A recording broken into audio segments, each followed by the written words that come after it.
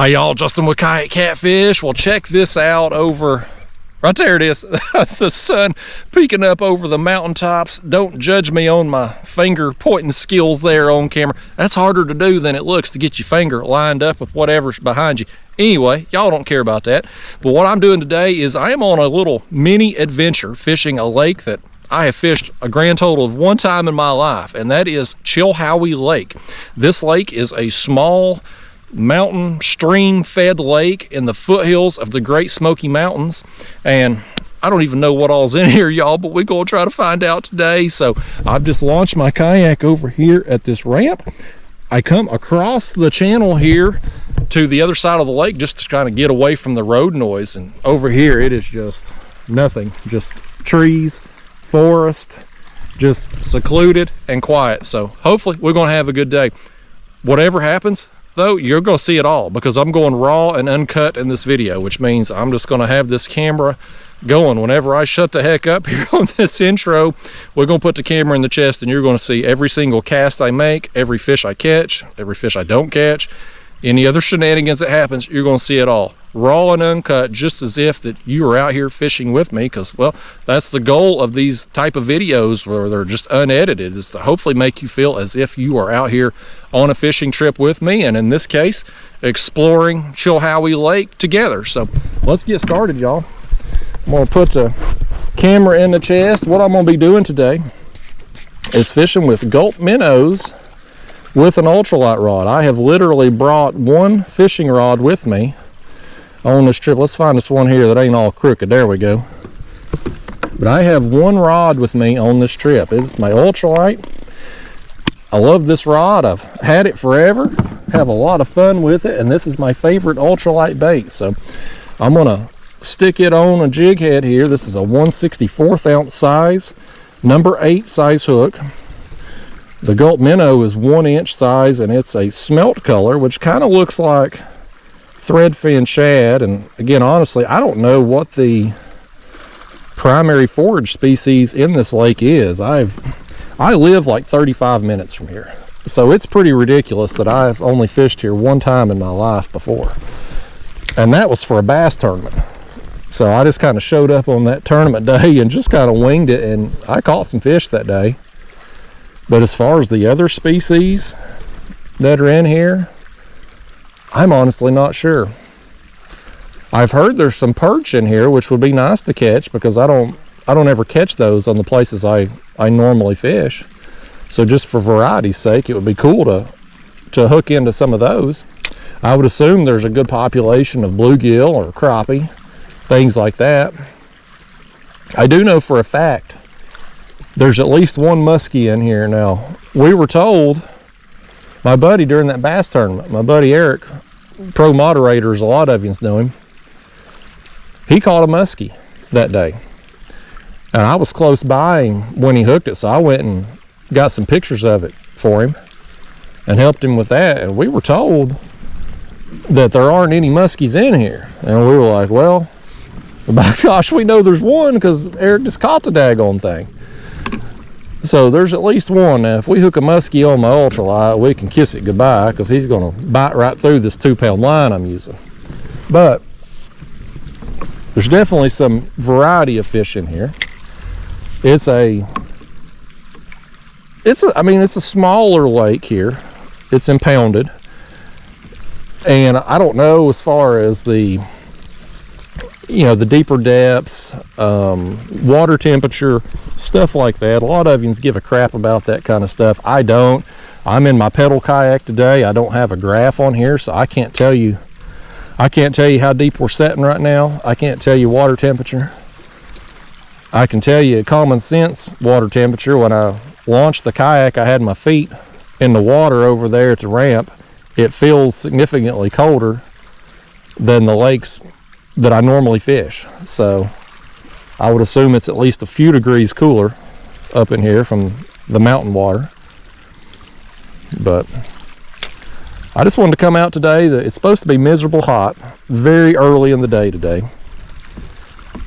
And so I knew it was going to be a short trip, and this has kind of been on my to-do list to come up here and hit this lake again. I mean, I live so close to it, there's no reason for me to never fish here. It's just one of them places. It's the opposite direction of what I normally drive. And so I don't ever come up here. But today's the day, by gosh. So I'm going to leave this camera rolling for 2-3 hours. And we're just going to catch whatever we catch. And we're going to have fun today. That's the most important thing. We're going to explore a new area here. Have some fun. And hopefully catch some fish in the process. So get you some potato chips or some potato salad or whatever the heck it is you like to snack on. Pop your feet up and let's catch us some fish, y'all. Wherever you at, I hope it's in the air conditioning, because it's been super hot here in East Tennessee. Miserable hot lately. Today we're supposed to be mid-90s today, but the heat index and all, it's supposed to be well over 100 degrees. So that's why it's going to be a short trip for me, whether we catching fish or not. Definitely going to be a short trip for y'all, because once it gets that miserable hot this morning, there's no way I'll be able to keep this camera rolling.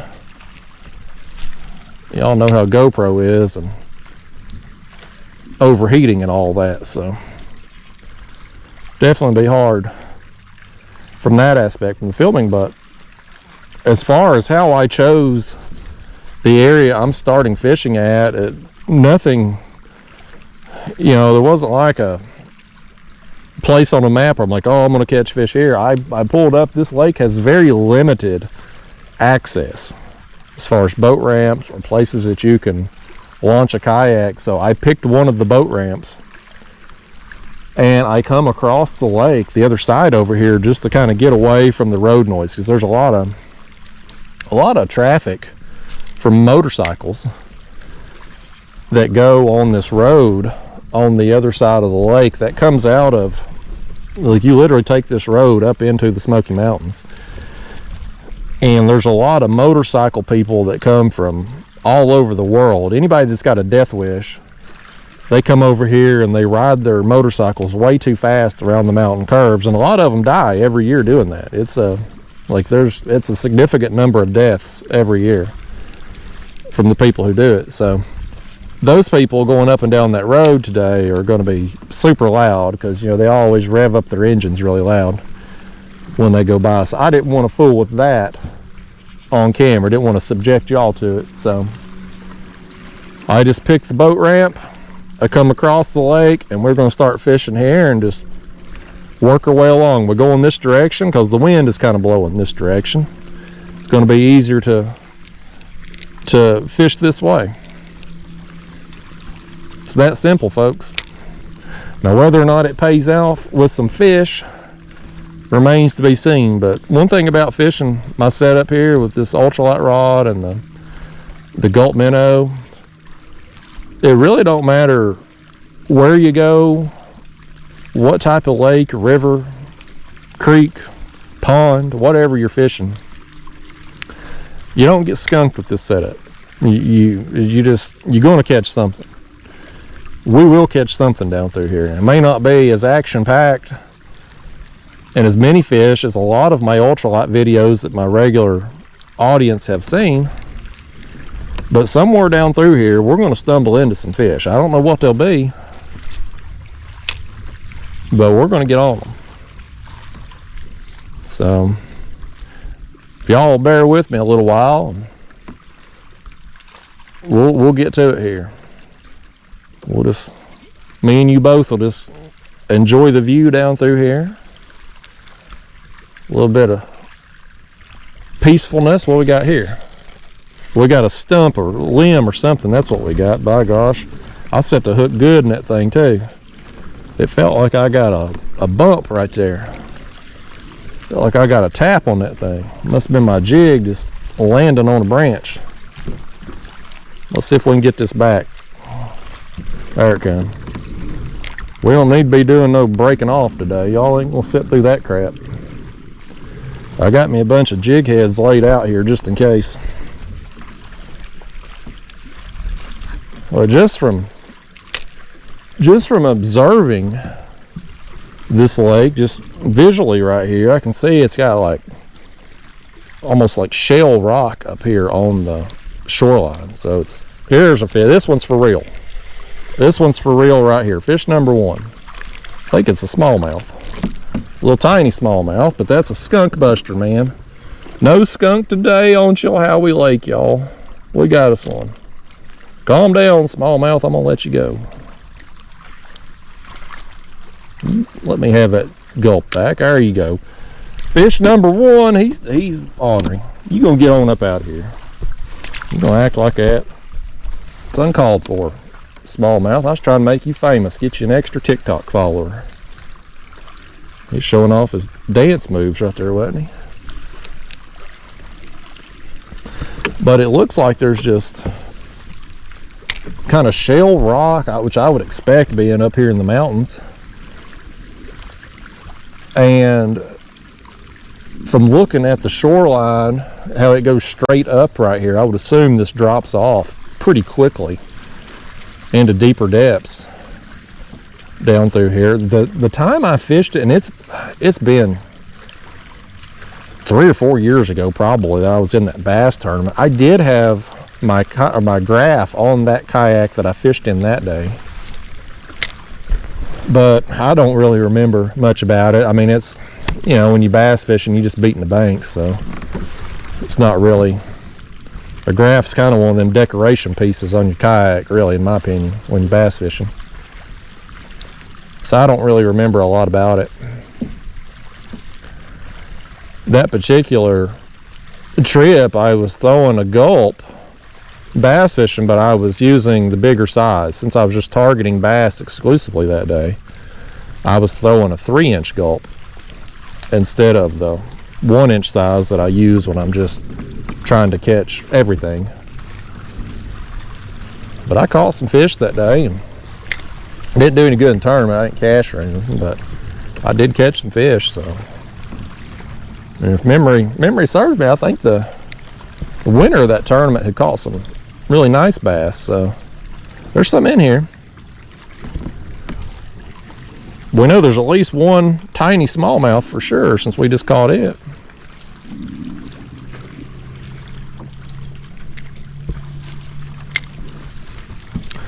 We're going to keep our fingers crossed that the wind don't get any worse than it currently is. Because right now it's moving the leaves a little bit, but it's not really interfering with my cast at all. It's not blowing hard enough to put a bow on our line, make it hard to feel a bite. I mean, hell, I felt that jig hit the branch a minute ago over there. So if it'll just stay like this for the next couple hours, we'll be in good shape.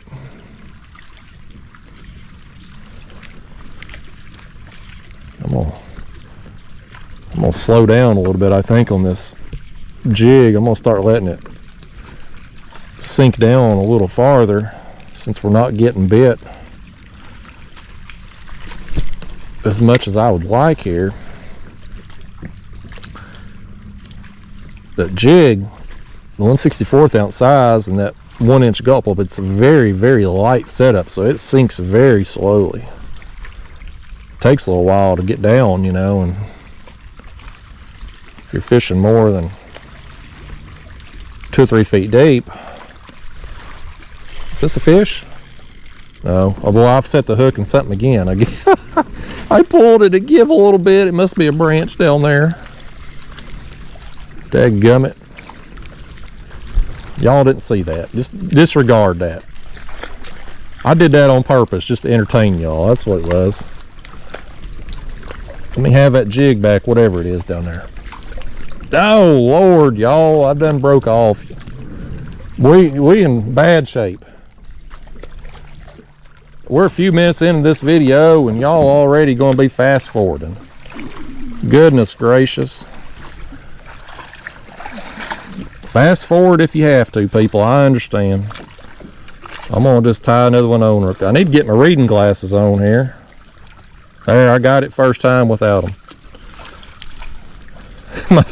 One of my channel members, Lynn, sent me some reading glasses a while back. They're sunglasses, But the readers, they magnify things 25% because I can't half see no more, y'all. And don't judge me for that either, by gosh, because I know some of you's out there in the same shape as I am. You got your crossword puzzles by your chair right now, I guarantee it, with a pair of reading glasses. So I got those in the kayak here to help me see, but fortunately we didn't need them that time. That was one of the best gifts I've gotten for fishing because they're a big help. Let's try that solid white one there for a minute. Let's put it on there. That's one of them. I think that's the Luma Glow color. I think that is. This water's crystal clear.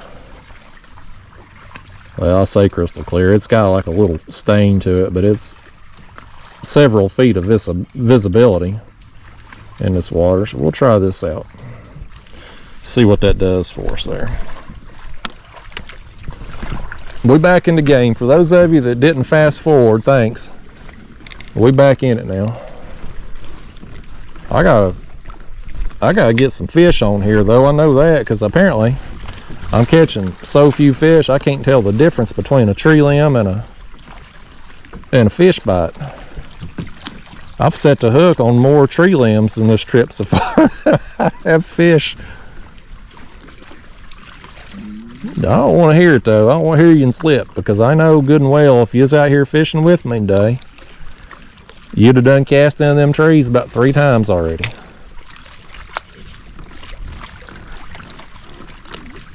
I'm curious to see what all we get. You know, this lake has been on the to-do list, and I don't really know.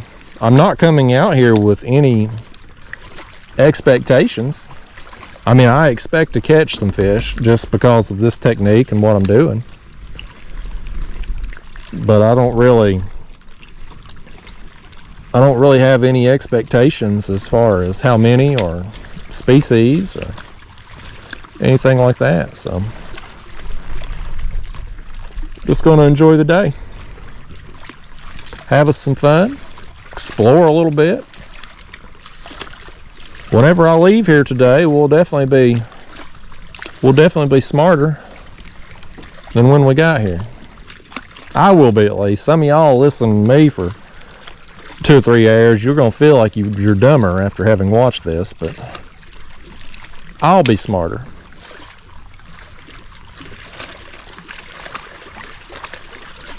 If I do get some fish that are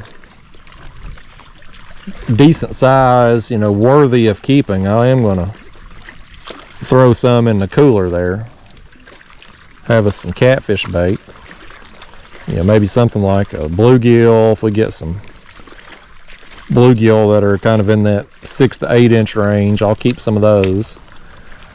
If we get any legal size crappie, I'll keep those. If we get some bigger perch, I'll keep those just to try them. I don't know that I've ever used a yellow perch for bait before. I've used white perch a lot, you know, when I go on to lakes that have white perch. This is a fish. I think this might be another bass right here. Oh, that's a nice one. That's a nice one right there. That's a nice smallmouth. Oh, look at him jump, man. Oh, he just hit me. Did you see that? I hope that got on camera. I had a daggone, I'm going to show you here in a minute when I land this thing. There's a piece of crawdad on my kayak. He flung it out his mouth. It hit me. I hope that got on camera. This is a good fish right here. I got a little measuring board with me. We'll throw this one on there if we get him landed here. He's a battle on the 2-pound line. I need to get him away from them rocks, but just taking my time with him here, just using the drag to tire him out, letting him do his thing. Can't horse him on 2-pound line in an ultralight. It's one of the reasons I like this setup, because it's kind of it's a true battle between you and the fish when you get one on that's a little bigger size. You know, you get to give the fish a chance to beat you. Most of the time you bass fish and you're using heavy line and big stiff rods and stuff, and you just horse them in. The fish don't have a chance of escaping. This one right here's got every opportunity in the world to beat me, but he ain't gonna. As the wind picks up, that wind better quit that now. All right, we got him tired out here. Let's get over here and lip him. Come here, small jaw. Got him. Nice, y'all. Nice smallmouth right there. Gave us some jumps. Let me grab this. Look right here. You see that? That's where that crawdad landed, right there by my handle of the kayak. It's a, let me grab hold of it. It's a claw. It's a daggone pincher from a crawdad. I saw it flying through the air and it hit me. You turn him there in the light though. That's a nice smallmouth. Let's stick him on the board before we let him go. I brought a little measuring board in case we got some crappie or something here. 1-inch Gulp minnow, ultralight rod, and we got us a bass. It's about, well, almost 15.5 inches there. So nice smallmouth. Thank you, buddy. You were a good time. I hope we catch some more of you. There he goes. He gone. I hope we catch some more of them today. Let's circle back up here. The wind kicked up while we were landing him and has blown us down a little bit. So let's circle back and see if we can't make another cast or two through there. If you come up here and fish, y'all, that smallmouth right there just told us maybe you need to be throwing a jig if you bass fishing, specifically bass fishing, with him eating that crawdad, which makes sense along all these rocks over here. Yeah, nice. I love catching them smallmouth on this ultralight. Makes for a good time. Who would have thought we'd have more smallmouth than bluegill thus far, though? We ain't hooked any bluegill. Normally I catch a bunch of them doing this. Not today so far.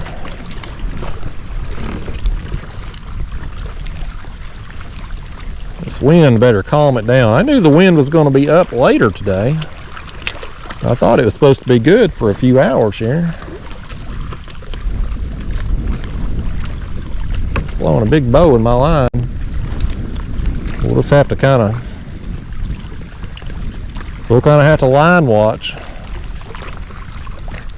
Sometimes when you can't feel a bite, you just gotta watch for your line to twitch or jump or just change in any way. You know, that'll oftentimes tell you got a fish on there when you can't actually feel him bite. Another thing you can do, which is kind of it's kind of out of the norm for how you normally feel, at least I do anyway, is keep your rod tip down lower to the water. That'll keep the wind from being able to hit so much of your line and put such a bow in it. It's kind of an unnatural way to hold the rod, but it's something you can do if the wind is up.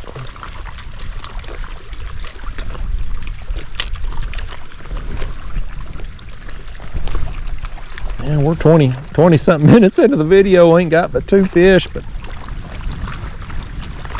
I ain't complaining about it, and I get a nice smallmouth. I do catch a lot of smallmouth on my ultralight setup here when I'm doing this. When I'm in areas that, well, honestly, that look like this, that are just kind of rocky areas, bluff walls and stuff. Smallmouth seem to hang out in those type of places, and our Gulp looks like a dying minnow or dying shad that's just falling down through the water, just kind of gliding down. And it's moving so slow, it's an easy meal for any bass that are just kind of hanging out on those rocks or bluff walls. They can see it falling, they've got time to think about it and just run out and snatch it, you know.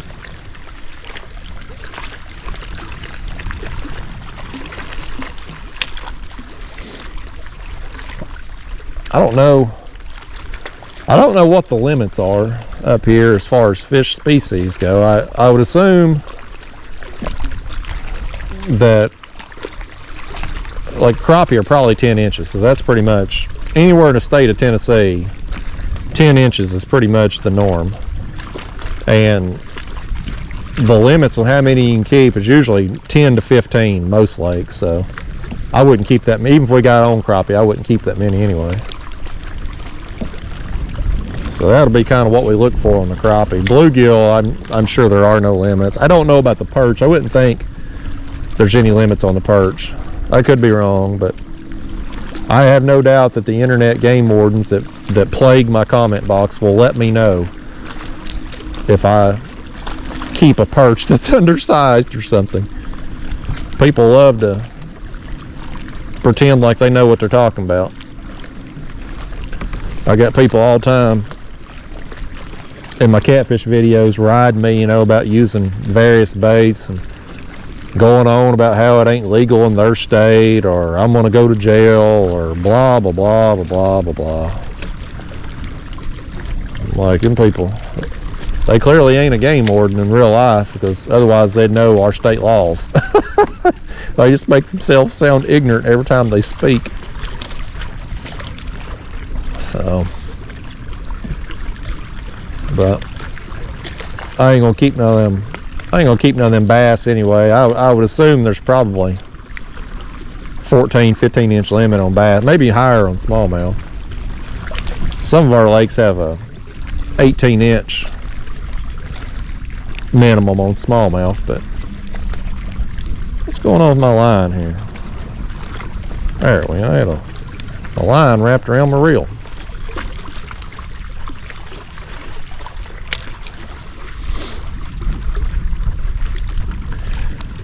Yeah, y'all, this style of fishing, you just, I'm covering water. I'm out here beating the banks. I've talked about this a lot in my other ultralight videos. One of the reasons I like doing this so much is the simplicity. Come out in a basic kayak, no motor, no live scope, no graph of any kind, no batteries to charge. I got one fishing pole with me. I got some jig heads and some gulp, and I'm just going fishing, casting at stuff. We see some down trees down through here, we'll throw at it. Any of these rocks that have broke off from this cliff here, we'll throw at them. You throw at enough targets like that, you eventually come across some that's got fish on them. Well, we got another fish right here. Something just gobbled us up. Let's see what this is. That's another smallmouth. He just puked up something too. I don't know what it was. I saw it come out right there. Smallmouth number 3. Oh! Smallmouth. Come here, Smalley. Quit that now. There he is. Fish number 3, small jaw. I may have to come back up here with the 3-inch gulp. That fish will splash around there. Let me just look at y'all. Look me in the eye. Okay, we're good. We got no water on the lens. I just want to make sure that fish didn't splash you in the face. I was gonna wipe it off for you as if he had. But if y'all interested, if this video don't go over like a fart in church and y'all like it and stuff, you let me know, and maybe I'll come back up here on another trip in the next month or two, and we'll bring some bigger gulp with us. Bring the 3-inch size, and maybe we'll just target these smallmouth. Spend a day just going after them. Like I said, that's what I used when I fished that bass tournament a few years ago, and I didn't win the tournament, didn't even cash in it, but I did catch some fish that day. So we'll definitely catch some on it. Probably catch some bigger smallmouth doing it too, just because that that 3-inch Gulp is heavier, and typically I'm using it on a 1/32 ounce jig head. So we're going to be able to get it down to the deeper depths a little quicker, fish a little deeper with it, and so that'll help our cause with catching more smallmouth. This one here, even fishing it slow and letting it sink more, we're still going to be fishing within that first 6 to 10 feet of water. But we can get down the deeper depths with the heavier Gulp and heavier jig head. Maybe get a few more fish. This first light here this morning, of course that sun's getting up now, but I'd expect fish to maybe be a little higher up first thing in the morning.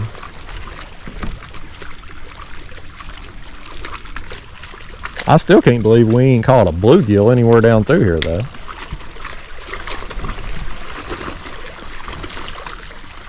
But that smallmouth, I don't know what he puked up. It may have been a fish. It looked white. But he puked that up. The other smallmouth spit that crawdad pincher at us. Like, they're feeding right now. They're eating. The fish that are here, like, they're actively eating right now.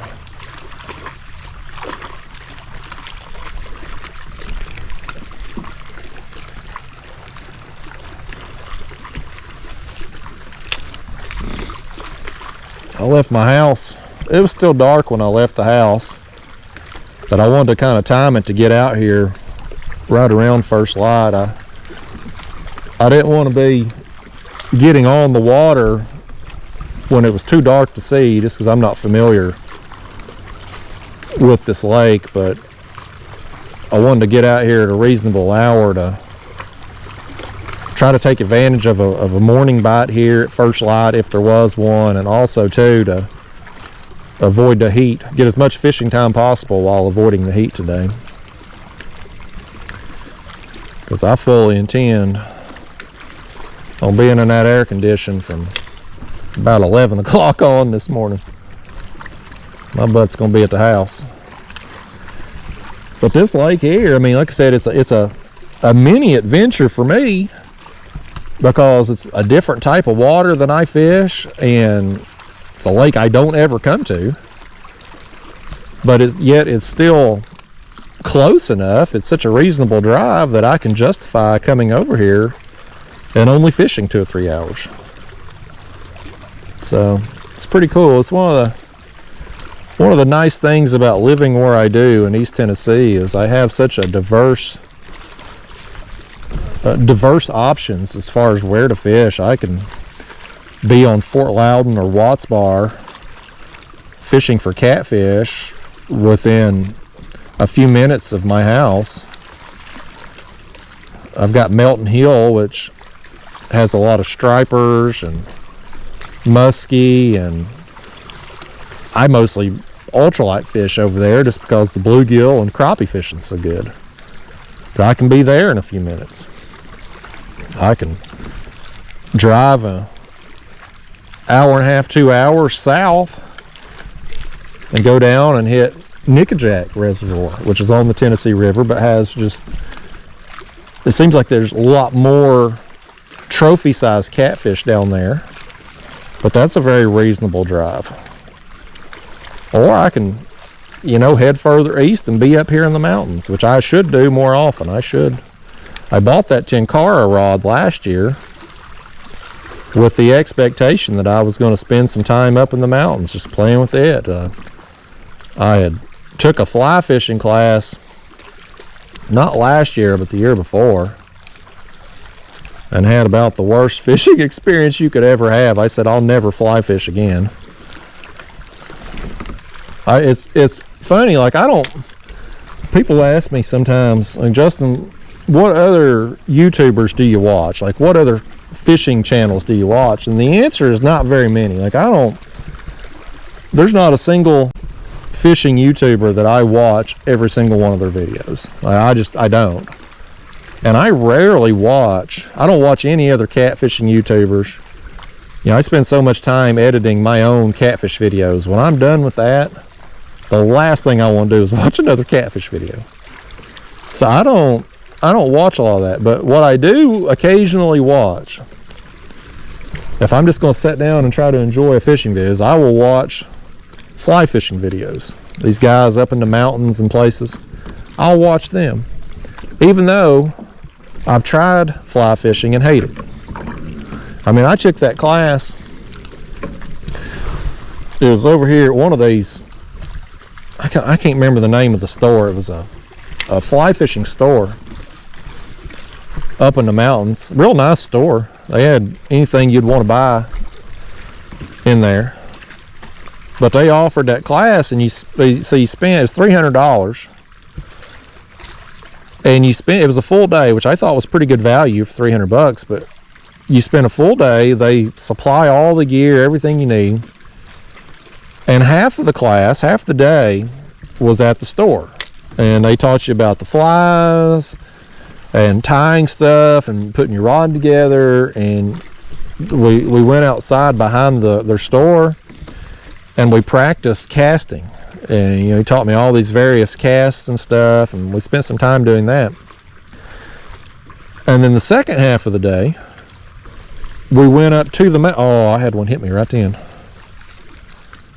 About ripped my gulp off here. Danged old fish trying to steal from me. I don't know what that was either. Hit my drag too as I was trying to fool with that. Now I got my line around my rod tip. Goodness. But anyway, the second half of that fly fishing class, it's a fish. There's something else. Is that another smallmouth? I wonder if that wasn't the one that hit me before. Let me back off this area a little bit here, because that's 2 bites now on this tree that's coming down in the water. Come up in here, small jaw, and then I'm going to finish my fly fishing story. You're interrupting story time here, fish. I don't know if I should thank you or be upset with you. Another smallie, though, number 4. As I drop him. Come here, small jaw. Lord. That smallmouth's having a bad day. He needs to go get him an icy over here at the gas station. One of them cherry flavored ones. Those are way better than the cola. That wind has pushed me up on here too. I'm going to blow right over the top of these fish if there's more on this tree. Dadgummit. That's alright. We'll spook them fish, but there'll be more down through here. We'll keep running into them. But anyway, so the second half of this, oh my gosh, I just cast into that dang tree. Okay, we got it back. What the heck is wrong with me, y'all? Now I got my line wrapped around everything. I don't want to hear no lip either, doggone it. You know you to be the same way. You is out here fishing with me. Ain't none of y'all can cast perfect either. I'm a cat fisherman, damn it. I can't half do this casting stuff. Probably why the fly fishing class went so poorly for me is I can't cast. But anyway, as I've tried to say now for 10 daggone minutes, second half of the day we go up into the mountains to apply what they have taught me during the first part of the day. And so I've got a fishing guide there with me, the guy teaching the class, real nice fella, very, very knowledgeable on all things trout and mountain streams and stuff. And we get up into the mountains and start working a stream. And all of that casting, all those special things, that we had done behind the building, throwing that line way far behind me, making these long casts and stuff, you can throw all that out the window up there on them mountain streams because there's trees everywhere. Like you can't hardly do any of that stuff. And so I was in every daggone tree. Every time I'd move that rod backwards, I was in a tree. I'd go forwards, I was in a tree. If I actually hit the water, I'd get snagged. My fly would get snagged. I didn't catch a single fish all afternoon. And I almost felt bad for the guide because, he was retying and stuff every time I'd mess up. And he'd be walking along and trying to tell me where to cast. And of course, hell, I ain't got no accuracy. I couldn't ever hit the places he was telling me to hit. And so I didn't catch any fish. And I was so frustrated by the end of the day. I was just like, man, I was just hoping he would say he had something to do and was gonna have to cut the day short. Like I didn't want to be rude and say let's just call it quits, but I was so ready to call it quits. And so when we got back to the shop, I was just ready to be gone, man. I fully intended, after I took that class, I went up there with the intention that I was just gonna buy a fly rod and some flies that day. I'd held off on buying one because I didn't want to buy something not knowing what I needed. You know, I didn't want to go get the wrong thing, or you know what I mean. Like, I wanted to be educated, take the class, learn what I needed for our waters here, and get the right thing. So I went up there with the intention of leaving with a fly rod that day. But I was so frustrated with how the day had went. I was like, you know what? Screw this. I am never going fly fishing again as long as I live. And so I was fully intent on never fly fishing again. But then I met a lady when I went to Florida. I was down there in where was I? I think I was in Boynton Beach area. I'd went shark fishing one day down there, and I pulled my kayak back up on the beach there when I got back, and this old lady come up, started talking to me, and wouldn't know what I'd caught and everything. And she had to tell me her life story, where she's from, fishing she likes doing, and she was going on and on about fly fishing out in Colorado, where she was from. And of course that prompted my fly fishing story from hell, where I took that dang class. And she then starts telling me about tenkara fishing. She's like, oh, no, Justin, you don't need to be actually fly fishing. You need to be tenkara fishing. It's so much better. It's so much easier. Like, it doesn't have to be as complicated as these fly fishermen make it out to be. And I thought, yeah, you know, whatever. Well, a little time goes by, and one day I'm scrolling through YouTube and I see a tenkara video, and I was like, oh yeah, I remember that woman telling me about tenkara fishing. And so I clicked on the video, and then I went down the rabbit hole, you know, of this tenkara fishing and all that. And so next thing you know, I've got me a tenkara rod and some flies and all that. And I still haven't taken it up to the mountains to put it to use up there, but I've used it in some ponds and the lakes around the house and stuff, and caught some bluegill with it. And it is a lot of fun to catch fish on that tenkara rod. I have a video on my channel of me fishing in a pond with the tenkara rod, and it's pretty fun. Like, I see why people get into it, and it is way easier and less complicated than normal fly fishing. So, oh my goodness, I just set the hook on something that ain't a fish over here, y'all. I've done it again. So anyway, that was a long-winded story most of you didn't want to hear, but again, this is supposed to be a video, a raw and uncut video, where y'all are basically on a fishing trip with me, and that's the kind of terrible stories that you would hear if you was actually out here on the water with me. So yeah, that's how it's going to be. I'll tell you what it's about to be is we about to break off here too. I'm down deep in this stump here. Ah, did it pop? Okay, I got it free. I got it back. Let's check our hook. Let's see if we're good. Let me take the camera here. You can see, hopefully, down in the water there with the glare, this gets real deep real fast. It's very clear. So this is one of them places, man. If you're going to come up here and fish, it's probably one of them places that finesse techniques are going to get it done for you. Yeah, we was in a stump right there. Thankful to get that thing back. But you know, one of the places where I've done a lot of these ultralight videos is Melton Hill Mountain Hill Lake, Mountain Hill Reservoir. Here's a fish. That's another small, man, every fish we're catching is a smallmouth today. Come on down, small jaw. I think that's number 5 now. He's about as big as my minnow.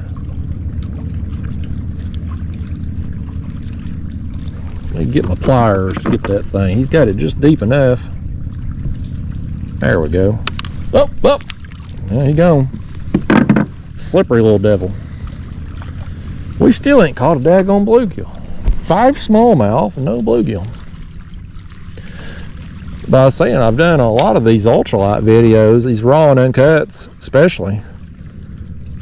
I've done them over on Mountain Hill Lake, Mountain Hill Reservoir, whatever you want to call it. It's part of the Clinch River.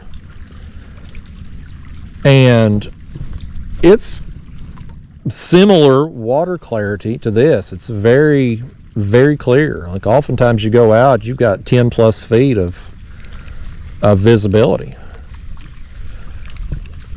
And this ultralight setup with the Gulp, I mean, it kills over there.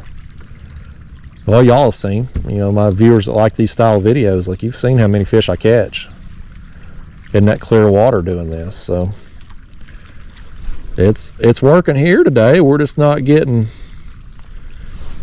any bluegill or any perch yet. I really want, I know it seems silly. There's a lot of you all out there watching this. You're like, why in the hell is Justin going to get excited over a yellow perch? And I am, y'all. I'm really excited about the possibility of catching a yellow perch in here just because I don't ever catch any. I've probably caught, I mean, there are some yellow perch in like Fort Loudon and Melton Hill and places like that, and I've caught them there. But it's rare. Like I've probably caught less than 10 in my whole life, I would say. So the thought of coming over here and catching a perch, a yellow perch anyway, it's kind of exciting to me. Even though it's not a real prized fish or anything, it's just something different. So hopefully we hook into one at some point. If not, that'd be okay too. We're still gonna have a good day. I'm having a good time out here, just catching the fish I'm catching.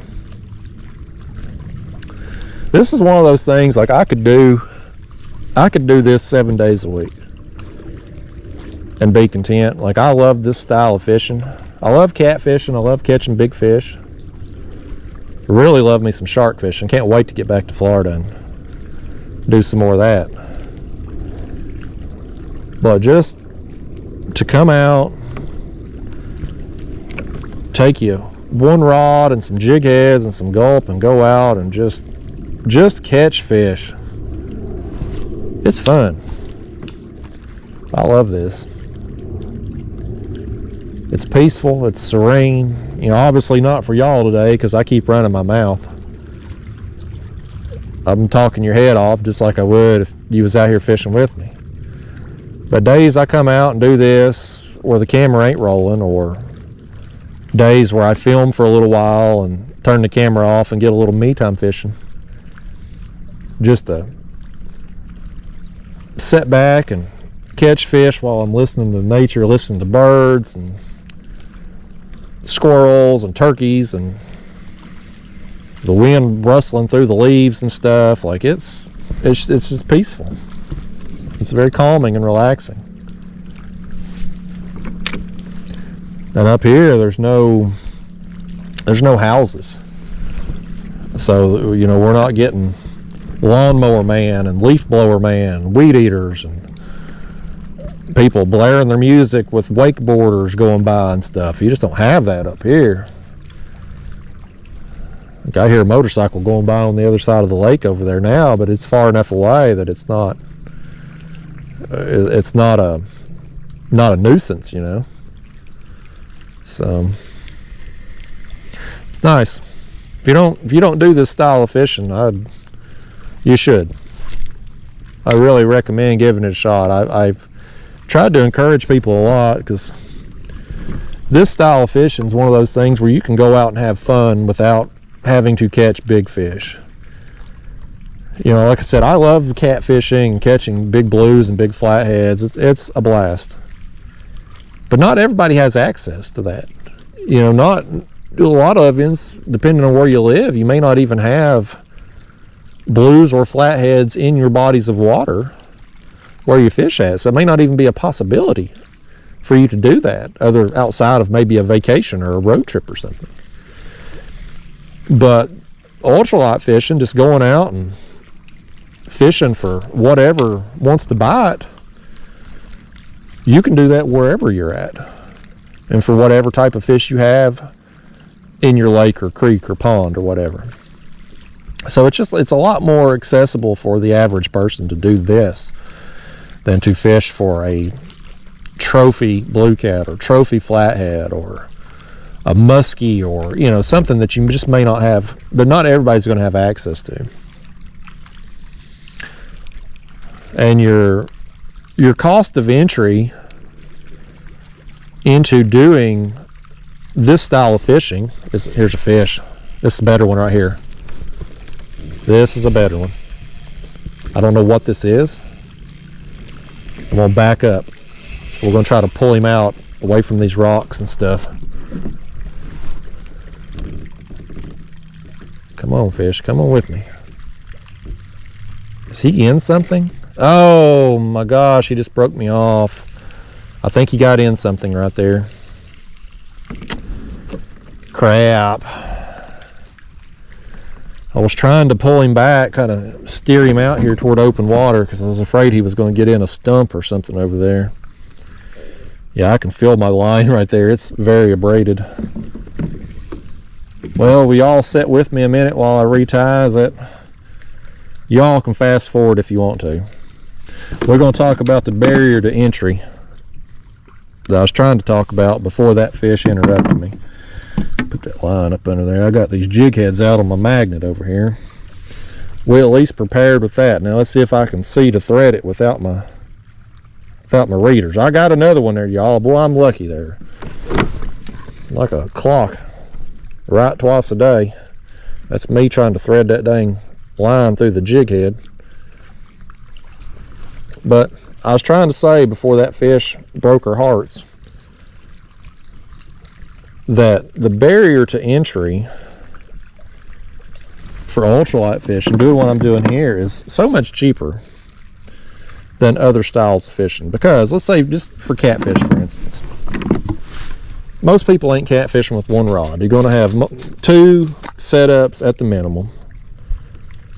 You're going to have, most of the time, them guys in boats, hell, they're running 6, 8, 10 rods usually. Me in the kayak, I'm usually fishing 3 to 4. So you got more rod and reel combos that you got to buy. You got to buy your hooks, your sinkers.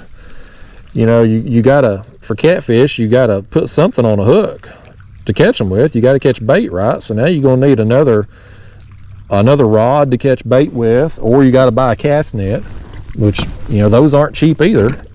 So you got a big expense to get started catfishing. But with ultralight fishing, you need a rod, you need a reel, some line, jig heads, and a plastic, whether it's Gulp or whatever plastic you want to use. Now, my ultralight rod here is, I guess you would call it a medium price. It's, my friend Randy Goad, their Trout Magnet Man YouTube channel, he's probably the best ultralight fisherman on the planet. Like, he's somebody that I really admire and look up to. He uses the very high-end ultralight gear from Japan, the JDM gear, which is the best quality, the most sensitive rods that you can get. Now, those are several $100s. Now, me, I'm using basically a medium price range rod here. This is a St. Croix Panfish Series rod. It's not a good a quality and not as sensitive as those rods from Japan, but it's way better quality than the little $20, $30 jobs that you're going to get at Walmart. And I would totally recommend you avoid those if at all possible. They're just too flimsy. You're going to have a hard time casting with them. You're going to have a hard time feeling bites. Like, try to avoid those if you can. So, your cost to get started doing this style of fishing It'll be a little more if you get a better quality rod, but I do recommend you do that. Spend the $100. I think they're like 115, 120 now. I've had this for several years. But spend a little more and get you a good quality rod, whether it's this brand or, you know, a G Loomis or, you know, whatever. Spend 100, 150 bucks on a rod. Your reel, like I think this is a $40, $50 reel. You know, the rest, everything else you can go cheaper on. So you're going to have 200 bucks, you know, to get you a full, but like this rod, a reel, some line, jig heads and gulp, you're probably going to spend 200 bucks. But that's all you got to do. Like you can walk the bank with this setup. You know, if you got a kayak, you don't need the graph and the motor and all that. Like you can keep things like it's a one-time expense. Like this rod I don't even know how many years I've had this rod now. Like it's getting pretty old. But you know, you get you a good quality rod, it's going to last forever. Unless you just do something stupid and break it. But the barrier to entry, I mean, even spending $200, rod, reel, jigs, gulp, hell, that's cheaper than what you're going to spend to get started catfishing. It's way cheaper than what you're going to spend to get started bass fishing, because those guys, I mean, hell, they got 6, 8, 10 rods with them too, plus a bunch of fancy lures that cost $5 to $10 a piece. You know, so if you're new to fishing, this is a way to get started at a very reasonable price. And I ain't trying to sell you, you know, this rod or gulp or anything else. You know, use whatever the heck you want to. I'm sure there's some good quality rods that are probably in that $50 price range too. I don't know personally. I haven't tried them. But stay away from like the little dock demons and the little 4.5 foot long ugly sticks. You know, you're not going to have a good experience with those, because you're just not going to be able to feel the bites. You've got to be able to detect the light bites. Like I can literally, I mean, you saw me today set the hook on these tree stumps and these tree limbs today, and that's because I felt them. I felt that jig as it's falling down through the water column. I can feel it hit those branches, and it feels like a bite. Oftentimes it feels like a tap when it hits. I promise you, if I was using a little dock demon rod, I couldn't do that. I wouldn't be able to feel that jig hit or be able to feel the bite. I got one I feel right here. Let's see what this is. I'll be doggone, we finally got us a bluegill, y'all. It finally happened. Actually, no, we don't. That's some kind of sunfish here, I believe. Is that boy, that's a pretty good sized fish too. I think, is that a red-breasted sunfish possibly? They're all bluegill to me. Let's put him on the board. He's just shy of 8 inches there. Just barely shy of it. We're going to throw him in our cooler. That's the one we're going to keep for some catfish. He was peeing on me too. Did you see that, you nasty fish? You definitely get thrown in the cooler now, buddy. You going in there, buddy. Yeah, we're going to keep him for some catfish bait. I'm hoping to go catch some catfish tomorrow, and I catfished yesterday, and I had 2 white bass left over, and so it's not really enough bait for a catfish trip. It's enough to get me started, but it ain't enough to expect to spend a full session using. And so I thought, whatever I get today that's keepable, bluegill or crappie, whatever, you know, we'll throw in there, we'll supplement those other bass that I've got in my cooler right now. So anyway, to finish up what I was saying about the Ultralight, I hope you'll give it a chance, because it's so much fun, it's so enjoyable. It's something that you can do with your wife or your kids. You know, as long as here's another fish. There's no smallmouth. But it's something you can do and take them anywhere and have a reasonable expectation that you're going to go out and catch fish. And if you're on a body of water that has a good population of especially something like bluegill or a white perch, let's say, that's a real aggressive fish, like your kids, your wife, girlfriend, whatever, that's maybe new to fishing or not real good at fishing, they're still going to catch they're going to get a bunch of bites and catch a bunch of fish and have a good time. And that's going to help. If you could take somebody that's new to fishing and their first trip out, put them on some fish, make sure they have a good time and have fun, that's gonna help your cause on getting them to grow their love of fishing and be able to get them to go back out with you and fish with you some more. If you can make sure that they have a good time and catch fish. And so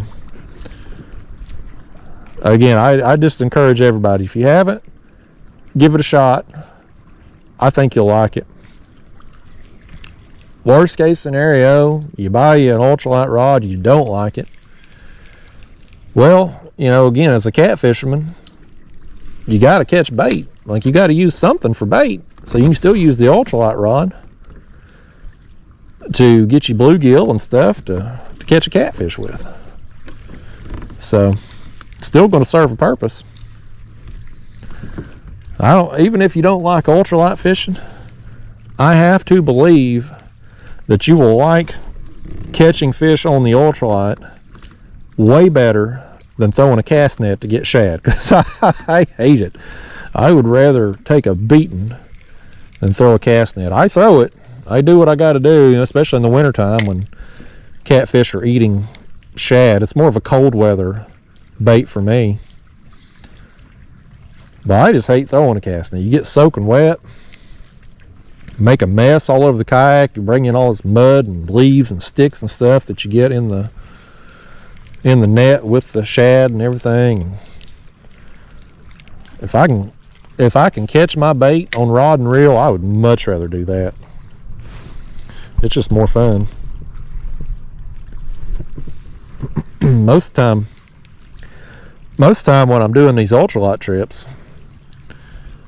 I'll take my skipjack rods with me, which my skipjack rods is basically just bass fishing rods, just spinning rods, medium heavy action, with some crappie jigs that I've tied up like a sabiki,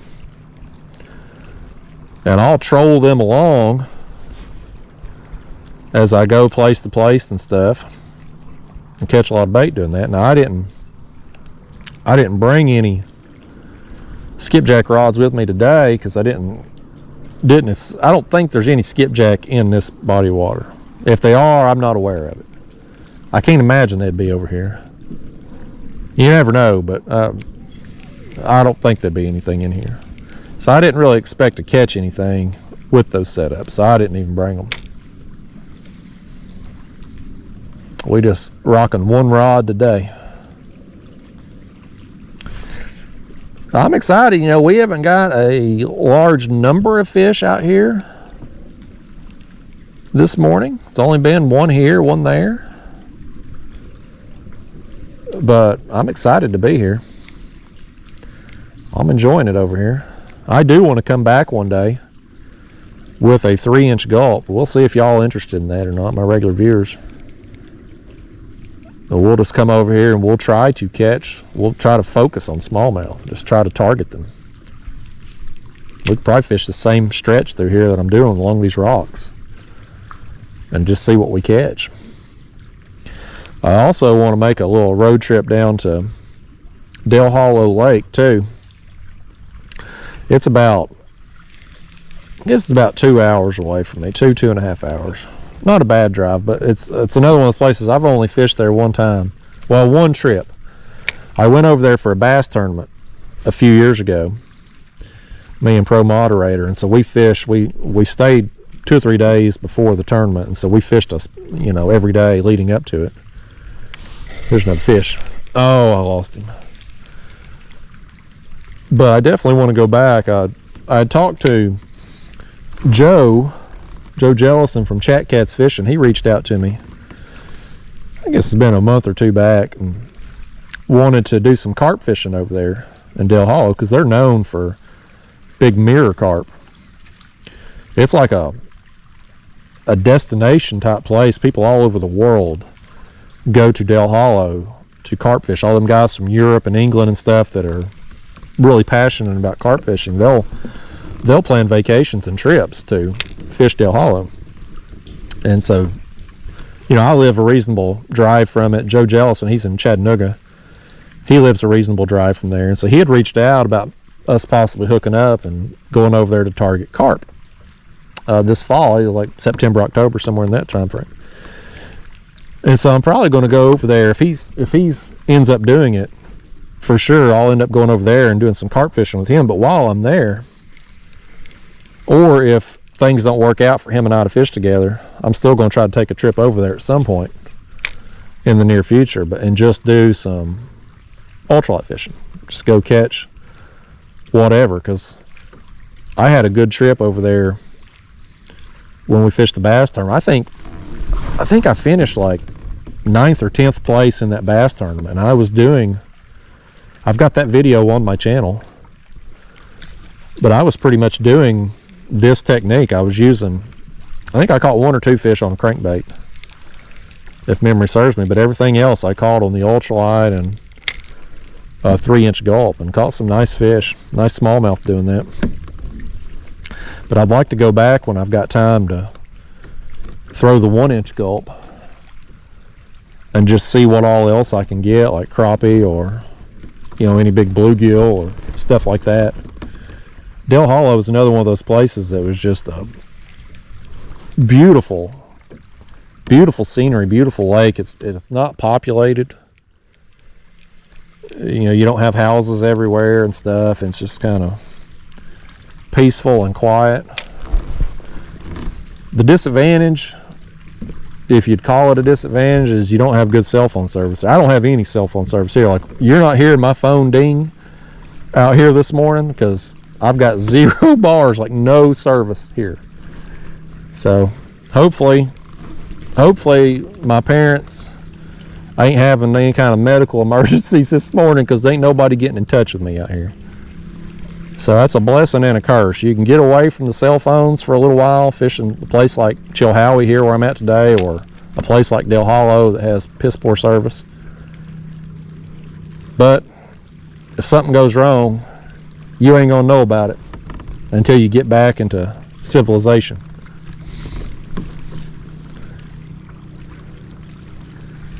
It is nice to get away from the cell phone once in a while, though. Constant dinging and buzzing, and I'm on my phone way too much. Have to a little bit. You know, it's kind of part of being on YouTube and stuff. You gotta play the social media game. If you're going to do YouTube with any kind of success, you gotta play the social media game. So you're forced to be on your phone and the internet and stuff. But it's nice to kind of decompress from it once in a while, just to get away, even if it's just for a few hours. Just put the phone down, don't worry about it.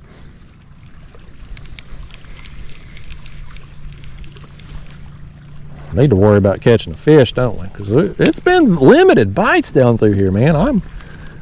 Like I said, I thought for sure we'd be on some bluegill and stuff, but I can't believe 1 bluegill or sunfish.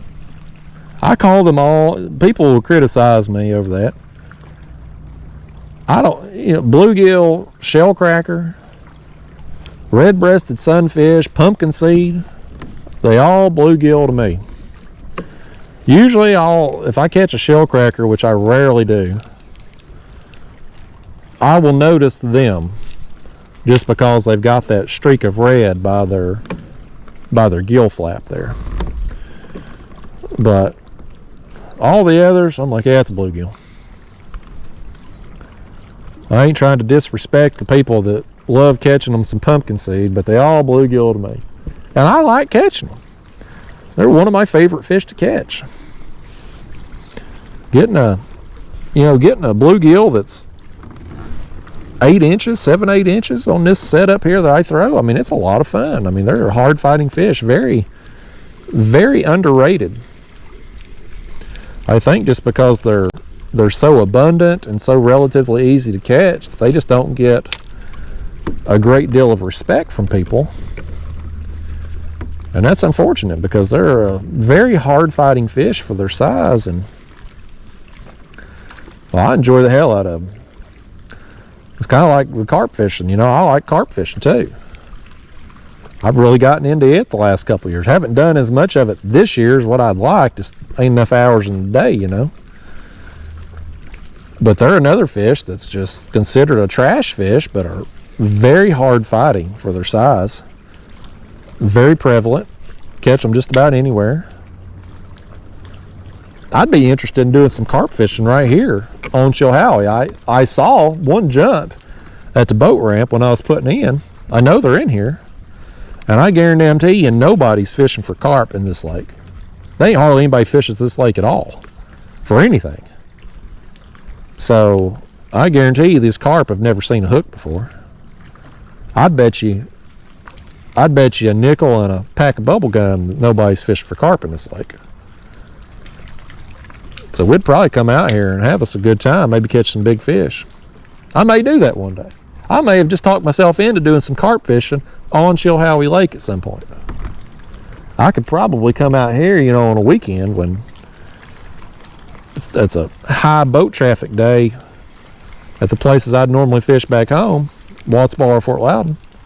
Days where I wouldn't even want to be on the water. I could probably come out here and do some carp fishing and be left the hell alone. I may do that. So now we got 2 more trips. I've been to this lake one time in my life before today, and now we done got 2 more trips planned. We're going to do a smallmouth trip with a 3-inch gulp, and we're going to do a carp trip out here. Don't y'all ask me to do any catfishing there, because I don't think they are. And if they are, they're probably just channel cats. I don't think they would be stocking any blues or nothing like that. They may be flatheads in here. I don't know. Somebody might have put one in here.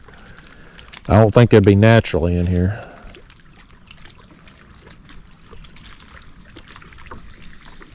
Undoubtedly, somebody's probably carried one over from somewhere else in a live well or something and put them in. You know how people are. But they ain't naturally in here.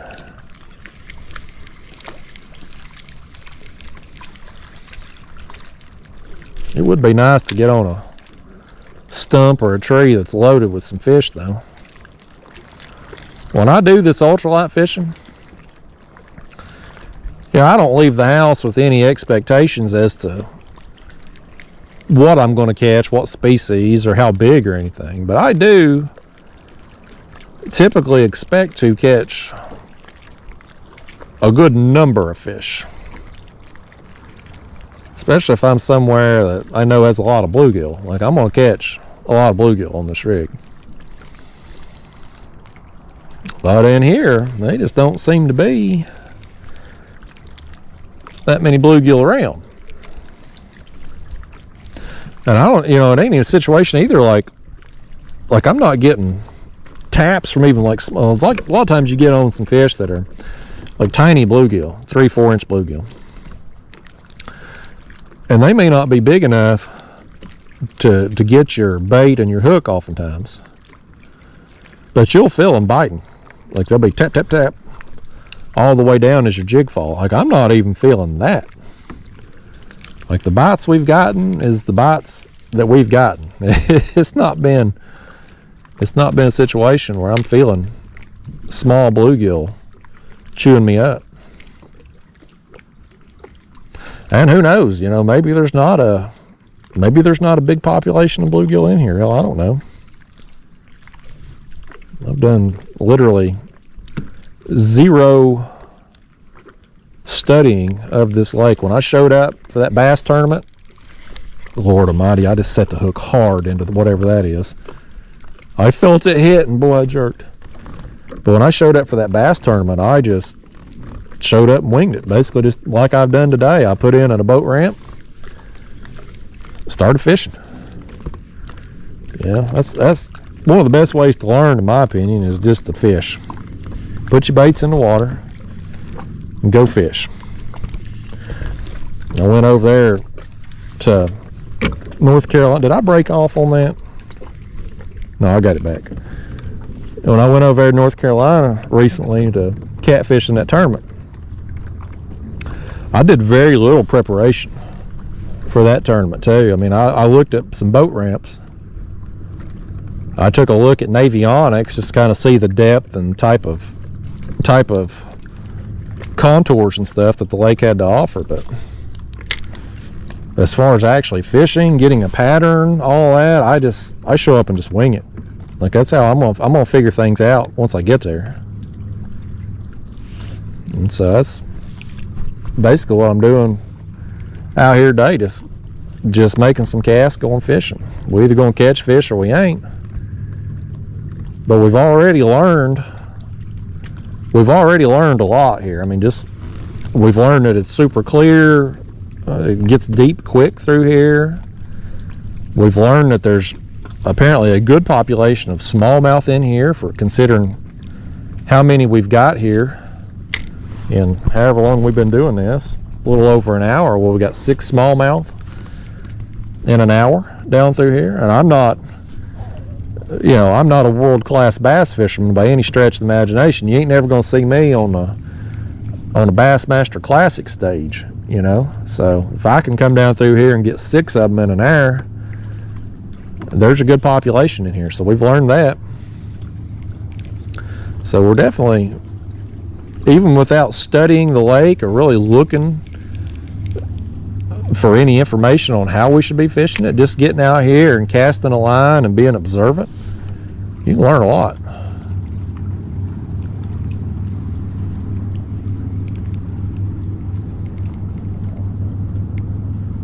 I'm hearing more than motorcycles on the other side of the lake now.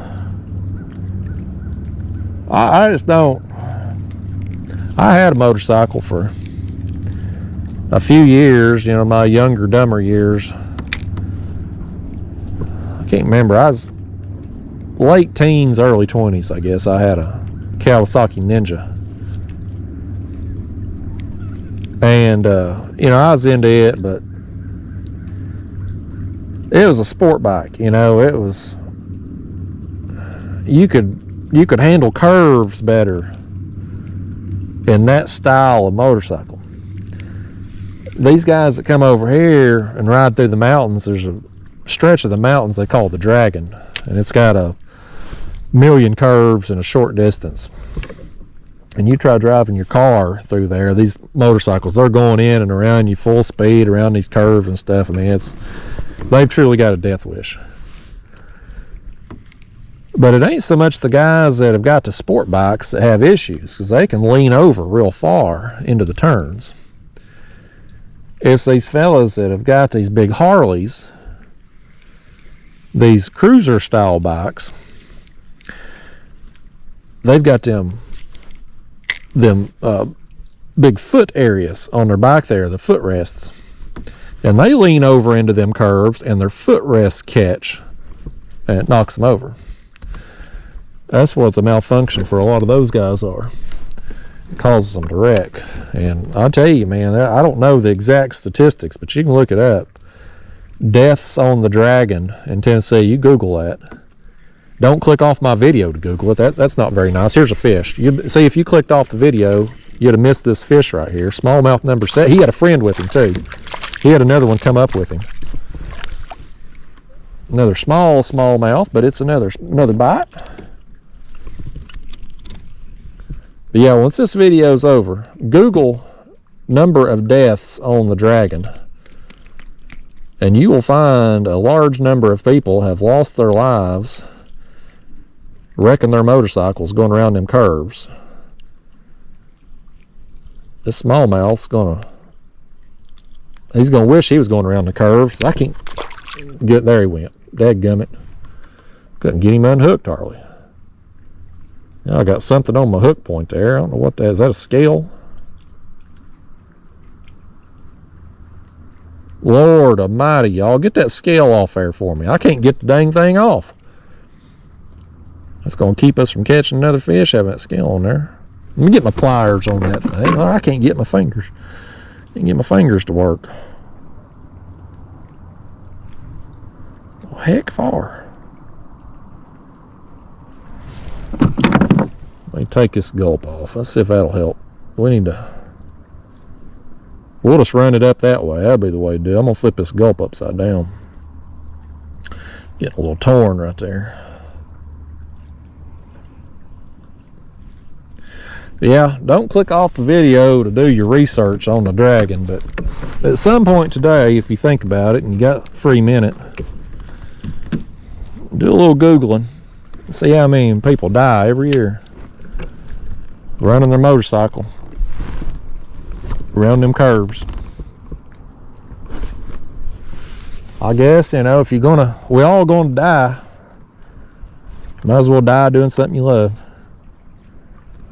I'd rather not die. I'd like to live as long as I can, at least live as long as I can in a healthy manner. I don't want to be kept alive, you know.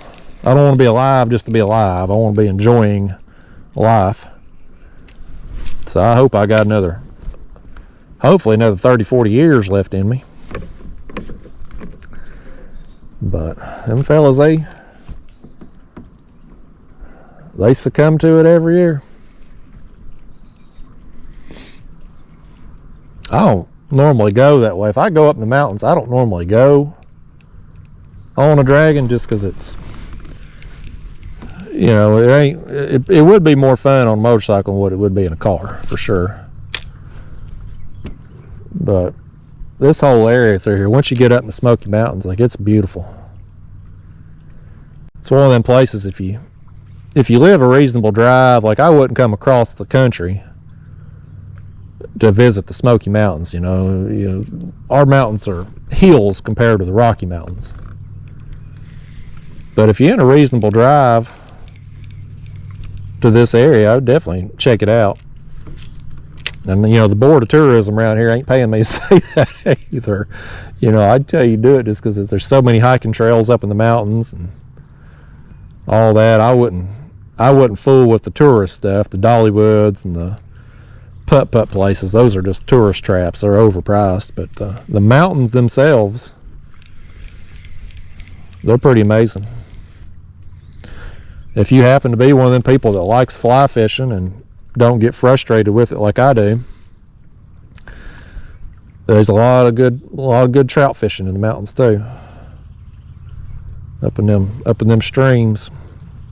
Even on busy tourist days, tourist season, you know, you can still find plenty of streams to access and not be pestered with people. I got my rod tip. I got my line around my rod. There it went. I don't know how I do this stuff. Well, I got my line all messed up there. There we go. Now we're back in business.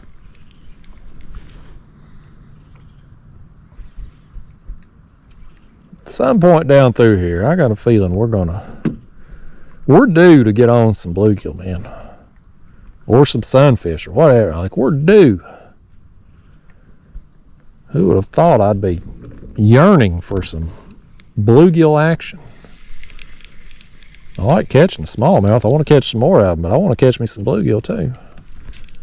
Or maybe a perch. And perch playing hide and seek from me.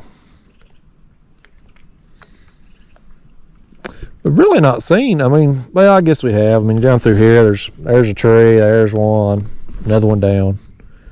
So I guess there is a fair amount of cover through here.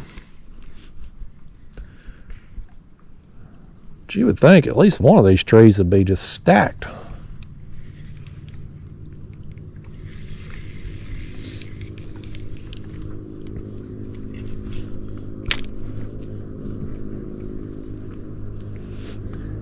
It's nice so far though. That sun's kind of at my back. It's not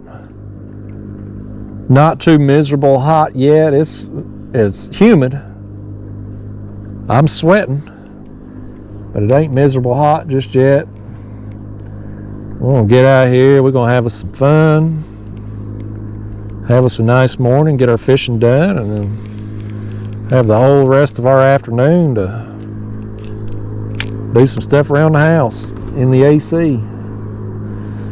Me and old Daphne the dog, she's turned into such a good dog, y'all. We had a rough first year together. It was hard for her to adapt, I think. It's probably my fault, because I'm just not I'm not a dog trainer. I'm not a dog whisperer. I'm not Caesar Milan or however you say his name. So me and her kind of had to get used to each other, but the last few months now, she's really took a turn for the better. Her behaviors have gotten better. She's not destructive like she was. She doesn't seem to be as spiteful. Like if you do have to scold her for something, she's not going to retaliate against you like she did there for a while. I tell you, man, for a while, if I had to yell at her for something or get on to her, tell her not to do something, she would give me a look. And it was a look of like anger. I mean, you could see it in her eyes, in her face. Like you could tell that she was mad at me. And she was going to act out. Like she was going to do something to get back at me. Whether it's chewing something up she wasn't supposed to do, or pee or poop on the floor in the house. Like she was going to do something to get back at me. But lately, she's not doing that anymore, which is nice. It's nice to be able to go on a trip and go fishing and stuff and not have to worry about her acting out. She was so bad for the first few months there that she got banned from my parents' house twice. Like they had got so sick of her twice, they're like, she can't come back. And it was, we can't deal with her. Because she was so destructive, like chewing up stuff, ripping the guttering off the my dad's garage, ripping the electrical wires up where it ran into the garage, like out of the ground and stuff. I'm like, she was very destructive. But she's really calmed down a lot. I'm gonna switch this Gulp out. This one's kind of chewed up a little bit. I want a fresh one on there, get some more Gulp juice here just to help our cause since we're catching so few fish today. I know this hasn't been the most action-packed video as far as numbers of fish, but I hope y'all that are watching. I've got a surprising number of people that are watching these raw and uncut, these unedited videos that I've been putting out. It's really been surprising of how many people enjoy these videos. I've gotten so much positive feedback from it. So I hope those of you that enjoy these style of videos, I hope that you're still enjoying it today, even though I'm not getting as many bites as I normally do. I hope it's at least fun and enjoyable just to kind of get out here with me and as we explore a new lake and kind of make our way along here in places that I've never seen before. I've never fished before. So hopefully it's worthwhile. If not, I'm sure if y'all ain't enjoying it, I have no doubt somebody will tell me about how much they're not enjoying it. That's one thing you can count on with YouTube.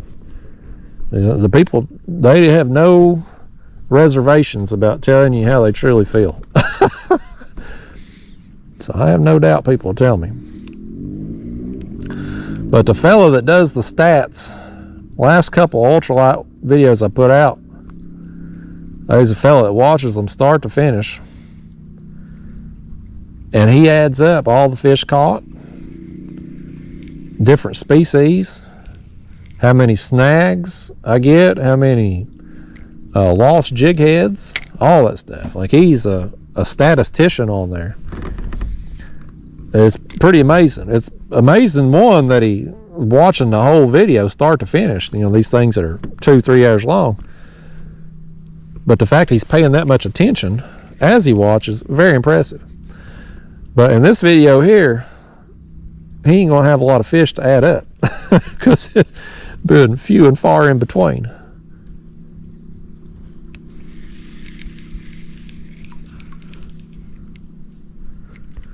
But most important thing when you go fishing, above all else, whether you catching fish or not, or catching big fish or not, most important thing that should be your number one goal is to have fun. Enjoy yourself. Too many people, I'm guilty of it myself, too many people take stuff too seriously. You know, you go out and you go fishing and you're trying to catch a trophy catfish and you don't get it. You don't appreciate the small fish that you do get, or just the fact that you was able to get out on the water on a beautiful day and enjoy a day of peace and serenity and good health. You know, I say I'll speak for myself, you know, everybody's different, but you just take that stuff for granted sometimes, and it ain't always going to be like that. You know, there's going to come a time in our lives where some of y'all out there watching this right now, you may be watching because you're going through one of them times in your life. Maybe you're watching me because you're not able to get out on the water on your own right now for whatever reason. But we're all going to have times in our lives. There was a carp that just jumped right there. We're all going to have times in our lives where we run into hard times and we can't do what we want to do. And when those times happen, we're going to look back and think about those trips that maybe we didn't appreciate at the time. But we're going to long for those days. You know, we're going to miss having those summer mornings where we got to get out and see a beautiful sunrise and maybe only caught 3 small catfish that day. You know, those are going to be days that we wish we could have when we're at a point in life where we can't have them anymore. And so I just try to periodically just ground myself and think about that if I'm at a point where maybe I'm taking things a little too seriously, or getting upset about things that just don't matter. I'll try to think back and ground myself and just realize that there's going to come a time when I'm going to wish for a day like right now where I could get out and cast the line and catch a few fish and enjoy a beautiful day and a beautiful morning and sit here and talk to a bunch of people through a video camera. What a world we live in, man. Here I am, a nobody from a small town most of you's never heard of, fishing and talking to people on video that's going to reach, at least based on the numbers of views I've been getting on the previous videos like this, you know, at least tens of thousands of people are going to be reached all over the world. It's just an amazing thing. If we just go back to, you know, even my age, think about your grandparents, you know, like maybe your great grandparents, just a couple generations ago. If you talk to your grandpa, your grandma, your grandpa, you go back in time and talk to them when they were a kid and tell them how life is today for all of us, I don't think they could believe it. It would seem like Twilight Zone, just crazy sci-fi stuff. Imagine, like, if I went back in time and told my grandpa, like, there's going to come a time when they're going to invent something called a video camera that's smaller than the size of a baseball, and you can wear it on your body and film your life, and then take that video of your life, whatever you're doing, transmit it through some kind of invisible signal in the air, and put it on a screen that people all around the world can watch. Like, people on the other side of the planet can watch it at any given time. Like, it seems unbelievable. I mean, even now, just saying it out loud, like, we're all accustomed to watching YouTube and internet and cell phones and stuff. Like, it's just common practice in our lives. But just me saying that out loud right now, how crazy does that sound? Like, it's just unbelievable. And technology it continues to change every year. It gets better and better all the time. And it's just amazing how far we've come. Even you take YouTube, the last few years, like, you know, when I first started, I think my first videos that I uploaded to YouTube, and granted, this has been, 8 years, I guess? 2015, 2016, I think I started YouTube. So it's been a long damn time, 7, 8 years. But them first videos I uploaded, they were in like 720 quality. Which now, I don't even think my camera that I'm using right now, I don't even think it will film in 720. Like, I don't even think that's an option. And, you know, you look at now, like, today I'm filming 1080 just because of the file size. You know, when you're filming for hours like this, too big a file to film in 4K. Plus the camera would overheat from running too long. But like most of the time, my catfish videos, I film in 4K, which is just amazing picture quality. And, you know, to be able to upload that through a wireless connection onto the interweb, where anybody on the entire globe that has an internet connection can watch, it's just amazing. I'm just, when I take the time to actually think about things, I'm blown away at where we're at in society. I don't have a great deal of confidence that the human race is going to not blow ourselves up or kill ourselves in some nuclear war fighting amongst ourselves. I don't have a great deal of confidence in the human race's ability to get along with each other.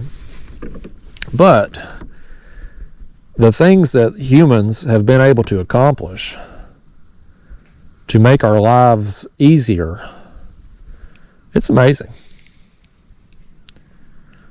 I mean, a couple generations ago, our grandparents went outside. If nature called in the middle of the night, I don't care if it was 12 degrees outside, they had to go outside to an outhouse. And their you know what would drain from that outhouse down into a creek somewhere. You know, now we take a crap, we flush it down the commode, we don't even think twice. Like, it wasn't that long ago that wasn't even a thing. Like, that wasn't possible. That's amazing. You know, poor people today, people that are, you know, in the projects, government assistance, people that we would look at as kind of, you know, lower socioeconomic class people, when you think about it, like, they live a better life today than the kings and queens did 200 years ago.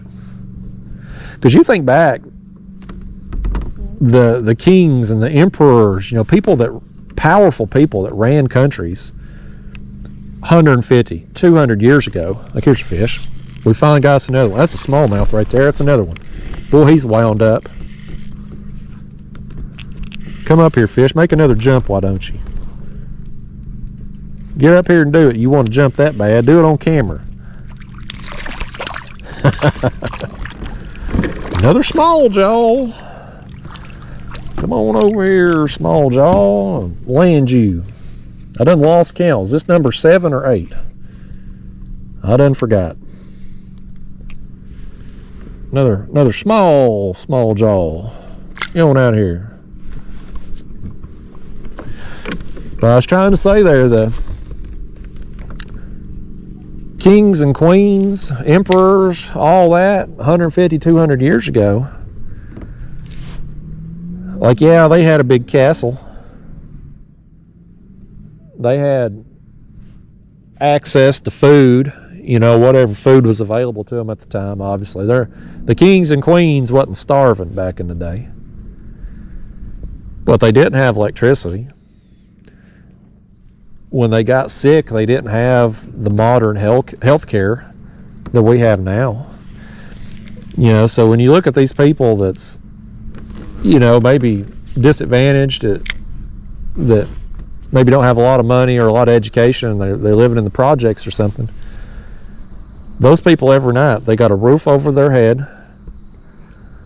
they've got electricity, they've got heat, they've got air conditioning, they got food. Here's another fish. If they get sick, they go to the hospital, you know, they go to the ER. You can't turn anybody away in the ER. They got access to medical treatment. You know, kings and queens 150, 200 years ago just didn't have that. So it's crazy how far we've come as human beings. This smallmouth, so he's going to go places in life too. There's another one over there, same area. Let's throw over there again. So yeah, it's and listen, I ain't trying to sit here and talk like poor people are living like kings. I ain't trying to say that. I mean, there's the haves and the have-nots in society today. That's a fact. But when you just look at humans as a whole, like you take even middle-class people today versus middle-class people 150 years ago. Like, you know, most middle-class people today's got a car. We drive places. We've got air conditioning. When I go home today, I mean, I'm middle class. I'm gonna go home today to an air conditioner. 150 years ago, such a thing didn't exist. So if it was 100 degrees, well, by gosh, you dealt with 100 degrees. If it was cold in the winter, you built a fire. You had a stove. You chopped firewood or burned coal. My great-grandma growing up, I remember I was a little kid. I don't know, 5, 6 years old. My great-grandma, she's still alive, she had a coal burning stove. Every year she'd get a load of coal brought in. It'd get dumped out back by the driveway, and she would burn that coal in the winter.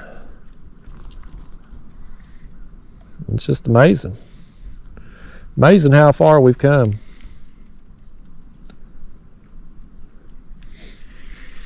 Again, most of you don't give a crap about that, but you coming along for the fishing trip with me today, that's the kind of crap we're talking about, y'all. Kings and queens living like the poor people of today's society. It makes you wonder, you know, philosophically speaking, if you could offer the opportunity both ways. Let's say you could go back in time. Back to the future, Marty. You know, if Michael J. Fox could go back in time in his DeLorean to 150 years ago, and you go to the King of England or King of Scotland or whatever, you know what I'm trying to say, one of the big, most powerful person in some country that's living in a castle, and you offer them the opportunity, you can say, look, you can continue on living your current lifestyle, you'll be in power, total control, but this is the life that you're going to have here. You're going to have virtually no health care. You know, no, well, you'd have to explain to them electricity and all that stuff, internet. But you can continue on being a king in your present situation, or maybe you show them a little video like, this is the life you could have, but you're going to be considered poor. You're going to be considered a peasant in your time, living in the projects, government subsidy housing, all that. Offer that king or queen the option. What do you think they would choose? Would they keep on their current lifestyle in the big castle, having power over everyone?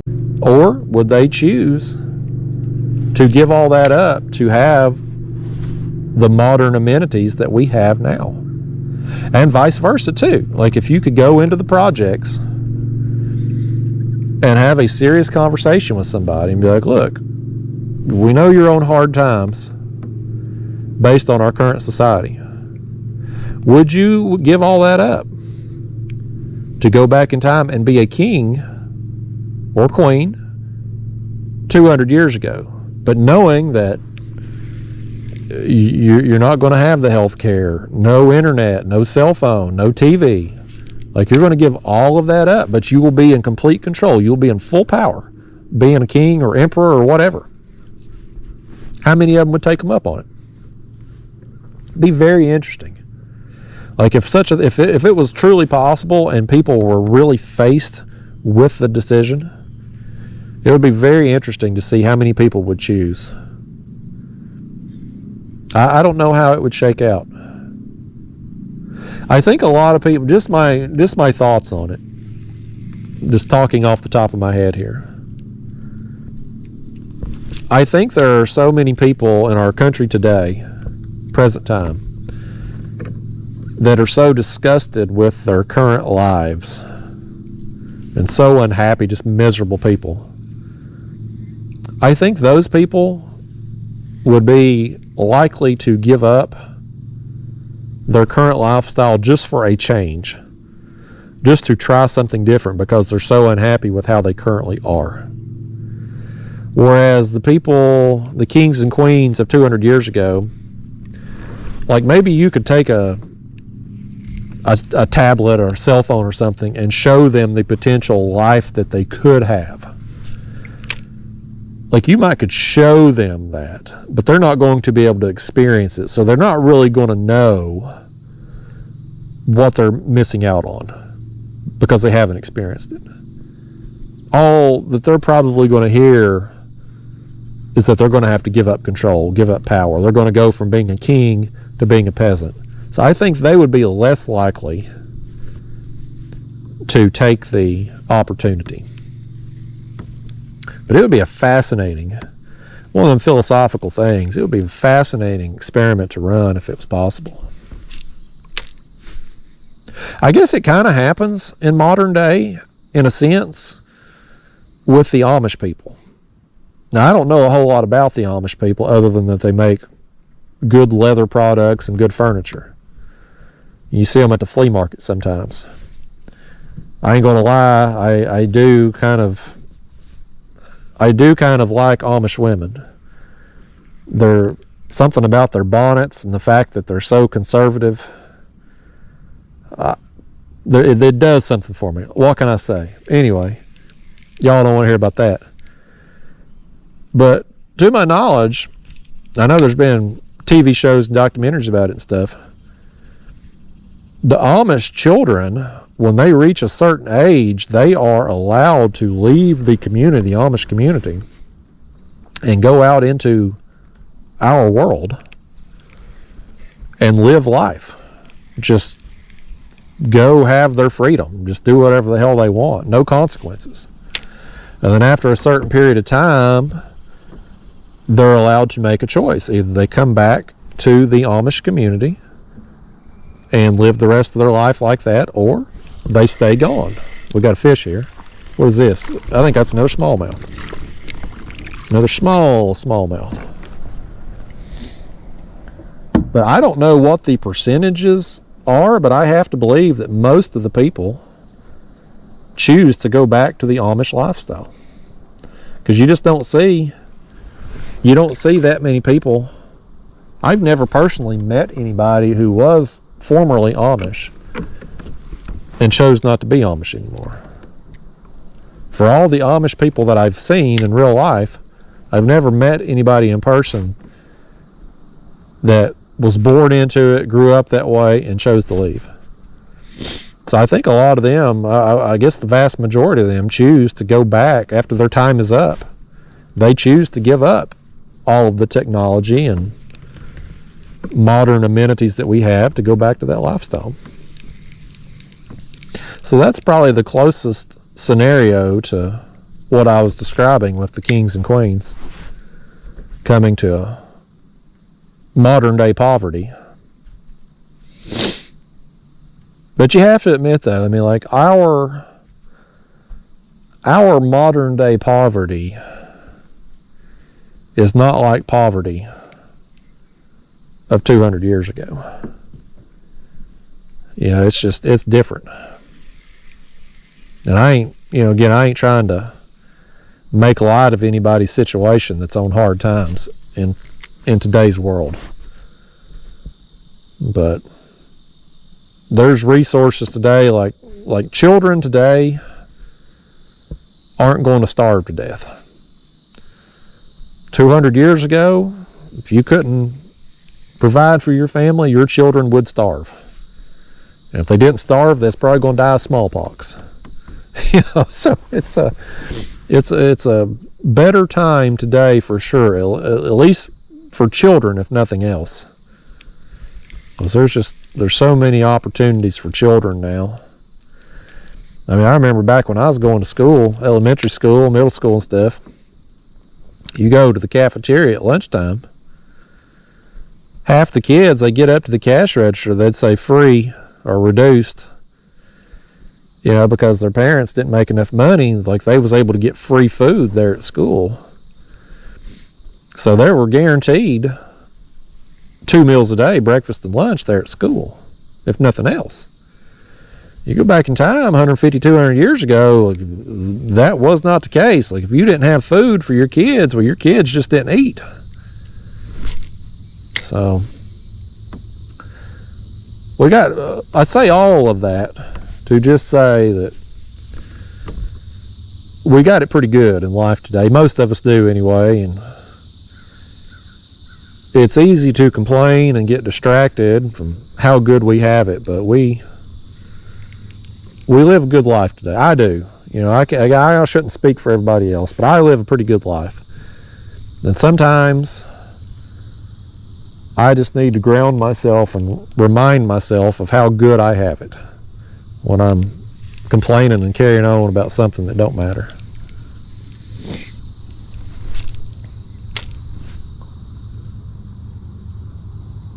I wish I could get a fish to think that Gulp minnow mattered. I don't know how many fish. I lost track of the smallmouth. I don't know where we at with it. We under 10 for sure. And still ain't got but that one sunfish. I can't believe that's the biggest shock of all today. Like I thought for sure we'd get on some bluegill out here. You know? I mean, just something. Even if they weren't big, I thought we'd catch something. One daggone sunfish.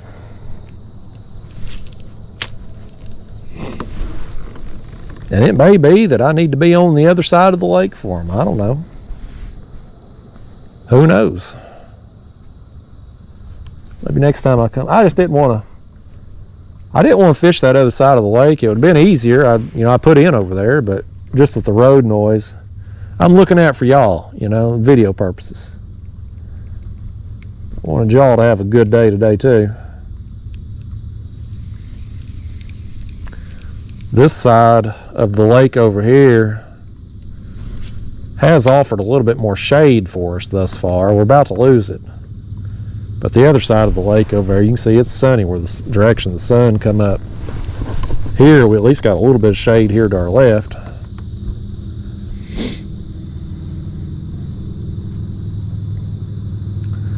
Only thing I can figure with the bluegill and perch and all that is maybe I need to be fishing a little deeper. You know, maybe I'm just not letting this thing sink down far enough to get down to them. With it getting so deep so quick through here and being clear water, maybe these fish are just hanging out at deeper depths.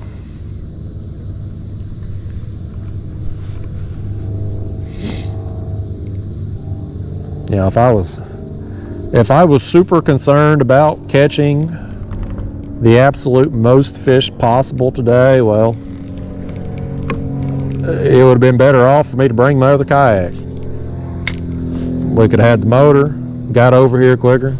We could have live scope. I could zoom up and down through here scanning, find a brush pile or a tree that's got a bunch of fish and sit there and just whack them, you know. But in my opinion, and this is just my opinion, so take it for a grain of salt, when I'm fishing like this, when I'm ultralight fishing, I like doing it better in this kayak without the motor, without the live scope, without any graph, just casting, you know, just coming out here and just every single cast, you've just got a anticipation. You never know what's about to happen. When you got live scope, and I could scan that tree right there and see, okay, there's nothing on that tree. Well, it does me zero good to even make a cast there because I can see there's nothing on it. So you take away your anticipation. Now, most people would argue, well, you don't waste time making casts of fish that aren't there, and that's true. But this fish right here, he's way more fun the fact that I didn't know he was there. And that's another smallmouth. So yeah, I just enjoy when I'm ultralight fishing. Oh, he's got 3 friends with him. Did you see? I don't know if you could see them on camera. I don't know if the glare. He spit something up and he had a couple more friends come up with him right there. They were about the same size as him. How awesome is that? Oh, he just spit it right there. There goes my gulp too. They got him a souvenir. He spit up a couple minnows. They floated up to the surface. Those are really small minnows. Those are about half the size of my gulp. But there goes my gulp. I see it sinking all the way down. That thing will get eat on the way down through there. Let's get us another one on. He had 3 friends with him that come up. Let's see if we can throw over there and catch some of them. But yeah, like I was saying, this is just fun to me. As crazy as it sounds, I'm fine with catching less fish and having more fun catching them. The same thing when I go catfishing. You know, I like suspending baits for catfish. That's my favorite way. If I can catch them suspended, that's what I want to do. Is that the most effective way all the time? No, it's not. Like if I was just going out to try to catch the most catfish possible, I wouldn't be fishing rod and reel at all. I'd be out there running jug lines or trot lines or you know, whatever, hoop nets. Like that's going to put more catfish in your hands than fishing with a rod and reel using any technique. You know, I could be out there even with rod and reel. I could be out there running planer boards, which I hate. That would put more fish in the boat or in the kayak. But I would rather catch less fish, go to the water knowing I'm going to catch less fish, but enjoy the method in how I'm fishing. You know, you gotta enjoy the process too, not just the results. And that's part of it for me. Like I enjoy the process of this. I enjoy catfishing how I do it. Like there's something to that.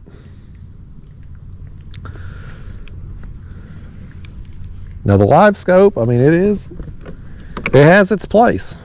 It's beneficial. When I first got it, man, I was super into it. It was that new shiny toy. But if you took it away from me today and said you can't ever use live scope again, well, I don't even know that I'd be upset about it, honestly. It's just not that big a deal to me.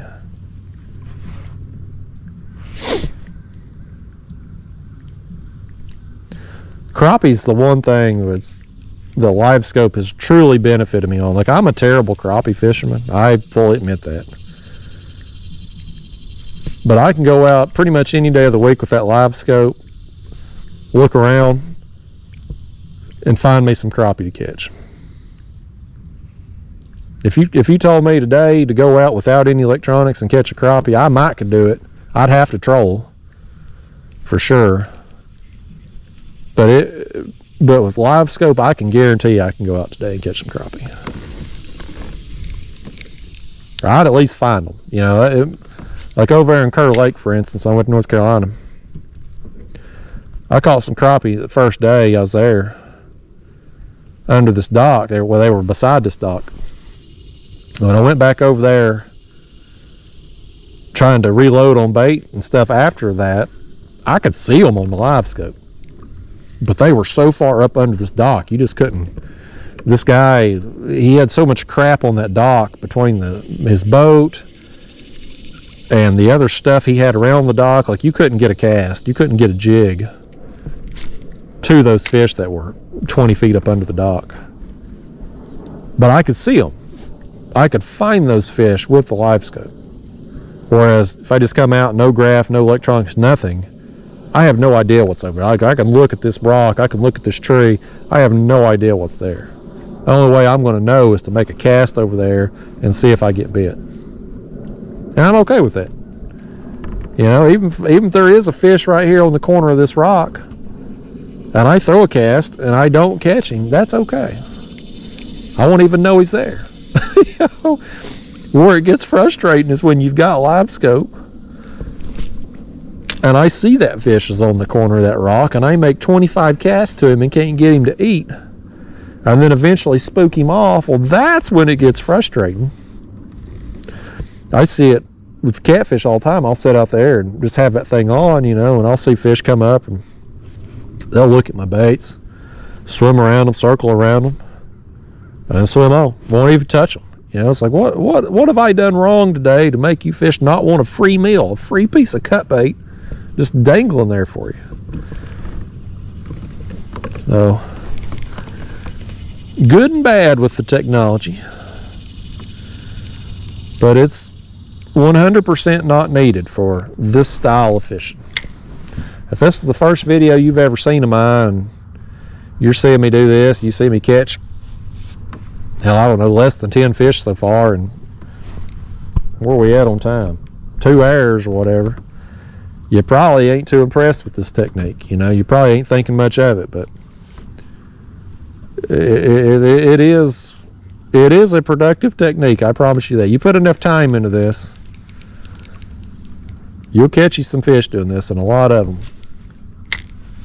We just ain't got the numbers today, for whatever reason. I have to believe we just ain't been around any bluegill or perch. I think they would have eat this. We'd at least be getting some bites. I think it's just a good population of smallmouth over here, really. And that ain't a bad thing. I like catching smallmouth. They're a fun fish to catch. They're high flying. I'm gonna come back though one day and just throw that 3-inch around, a little bit bigger jig head, and just see what we can get and try to get down a little deeper. I got a feeling we'll catch us several smallmouth. I know we will, just based on how many we've caught today. And well, last time when I fished that bass tournament out here a few years ago, I think I was further on down by the dam. I think that's where I'd put in at. It's been so long now, I don't remember exactly, but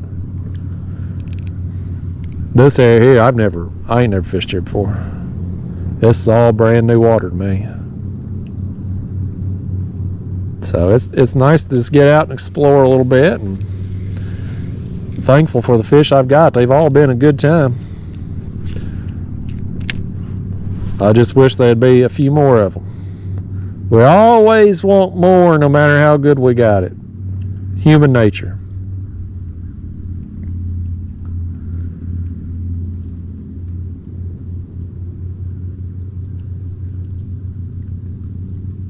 I thought for sure there'd be something right here. These rocks, the way those rocks are kind of, you can tell, like the way it kind of, the way they stick out right there. There was a rock under that, you know, pieces of that's broke off, is what I'm trying to say. Like there's got to be some boulders there, some jagged rocks that's around that. Like I thought for sure we would catch something. I'm gonna make one more cast over there because I have to believe there's hidey holes for some fish.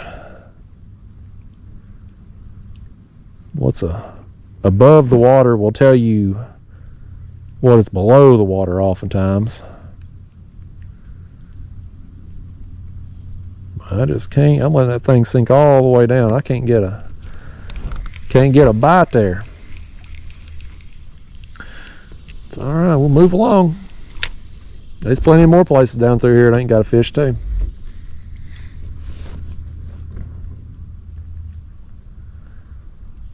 Yeah, I mentioned an icy for some reason a little while ago. I think I was talking about a fish getting a cherry icy instead of a cola flavored icy. I don't know why I said that. But since I said that, I kind of have a craving for an icy. I may have to stop at a gas station, get me an icy on the way home. I ain't had an icy in a long time. I used to stop out there. There's a little gas station by the interstate at home they got an icy machine, and you can get different flavors. Like one of the flavors is a blue raspberry. I used to stop out there and get me a blue raspberry icy sometimes. I don't know why I got away from doing that. I ain't had an icy in forever. I think I'd kind of like to have one today. Wherever you're at out there in internet land watching this video, if you're on the road today and you're listening to this or watching this, next time you stop and get gas, go inside and get you an icy. You deserve it. Live a little today, people. Get you an icy. It'll make your day better. It might give you diabetes, but you'll enjoy it. So live a little.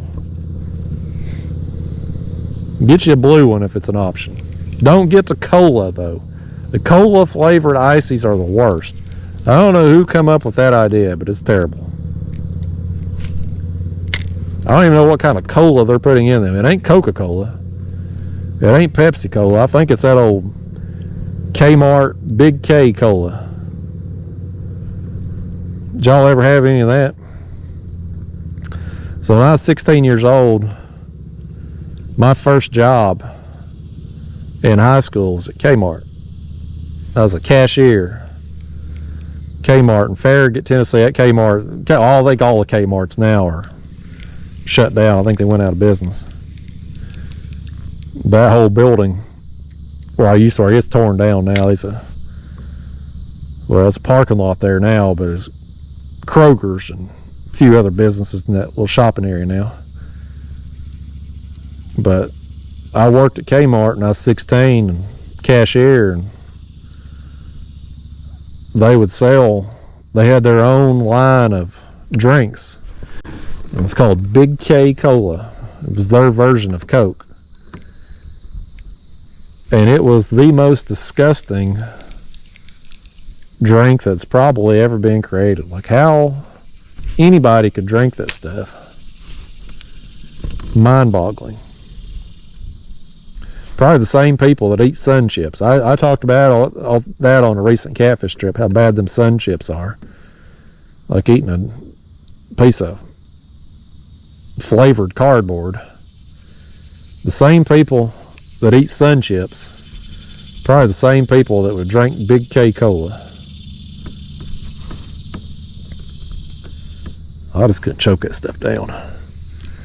I try not to drink Cokes too often, but I do partake a little bit. I got some Mellow Yellow at the house right now. I'll have me a can of Mellow Yellow with a meal, either lunch or dinner usually. Sometimes I'll get a Pepsi or a Coke.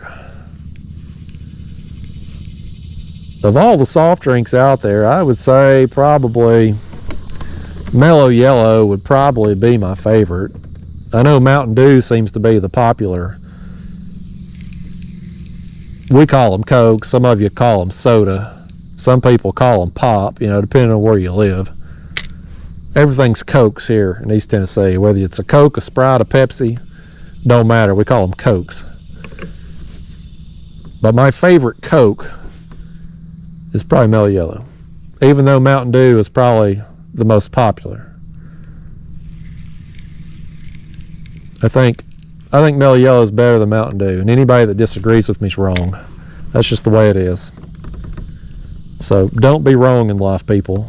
Like Mellow Yellow better than Mountain Dew. As far as Coke and Pepsi, I go through phases. Sometimes I'll like Pepsi more, sometimes I'll like Coke more. A lot of it too just depends on where you get it at. Like McDonald's Coke is way better than Coke at a random restaurant, because they got processes to make sure their Coke is better. But yeah, Mellow Yellow is probably #1 drink for me. A lot of that's where you live too, like over in North Carolina. When I was still working a regular job, I had some contracts I did over there in North Carolina, travel nursing and stuff. Them people over there, they like a drink called Sundrop. Sundrop and Cheerwine, very popular drinks over in North Carolina. I don't even think you can buy Sundrop or Cheerwine here in Tennessee. Like, I don't even think it's for sale. But all them people over there, they love that stuff. It's just a cultural thing, you know. And go over there too, North Carolina, you get a pack of crackers. They call them nabs, pack of nabs. Remember, first time I was working over there, I had a patient ask if they could get a drink and a pack of nabs. I was like, what the hell? I had to go ask somebody. Like, what the hell is a pack of nabs? You never heard of a pack of nabs? It's a pack of crackers. It's peanut butter and crackers.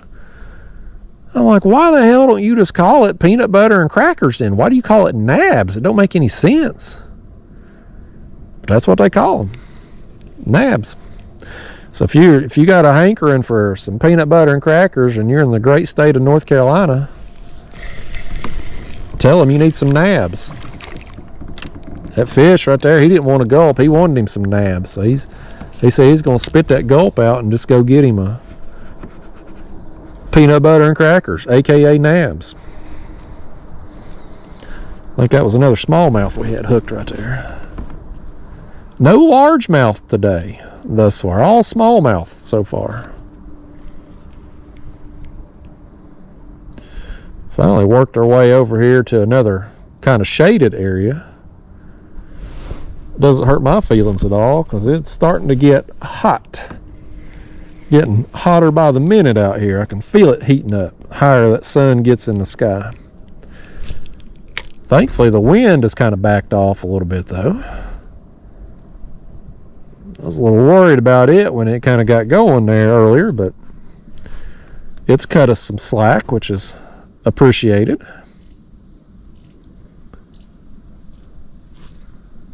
These fish have cut us some slack too. They probably worried I'd be pulling a muscle, reeling them in.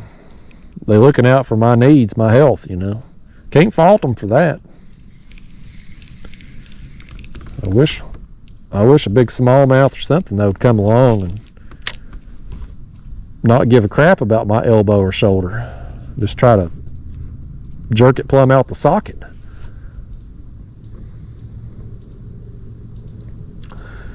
I'd have liked to have seen that one that we lost up there. I don't know how big he was. He was a good quality fish just based on how he felt and the drag he was pulling, but whatever he got in,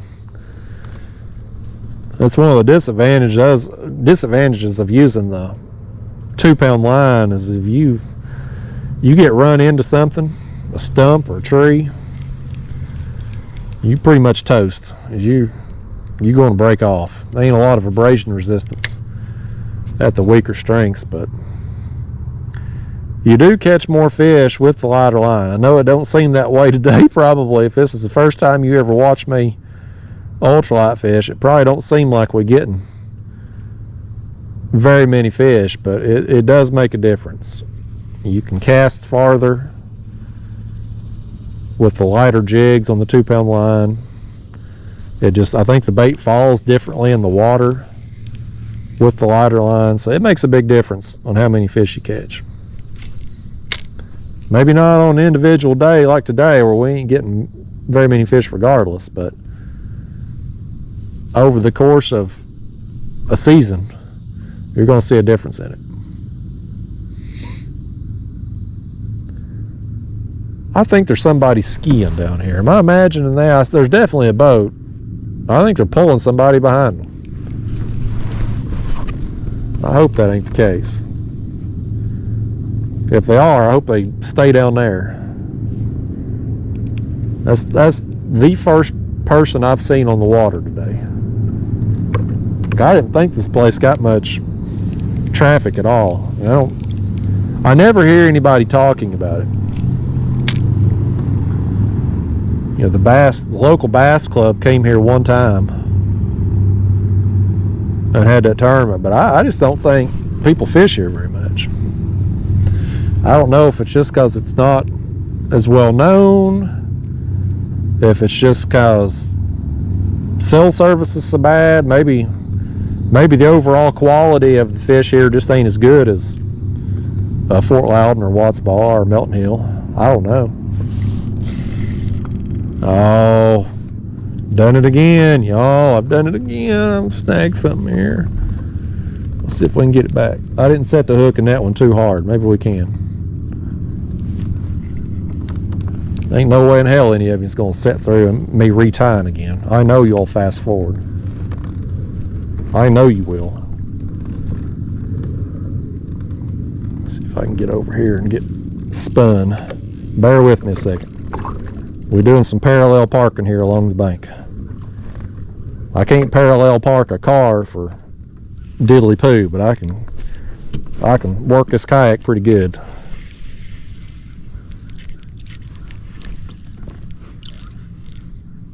All right, we got it back. Talent, folks. Talent. Let's see what I was in there now too. Well, this water, it gets deep fast here. Like, I mean, this thing, it comes straight off like this. Like, we're fishing areas today that are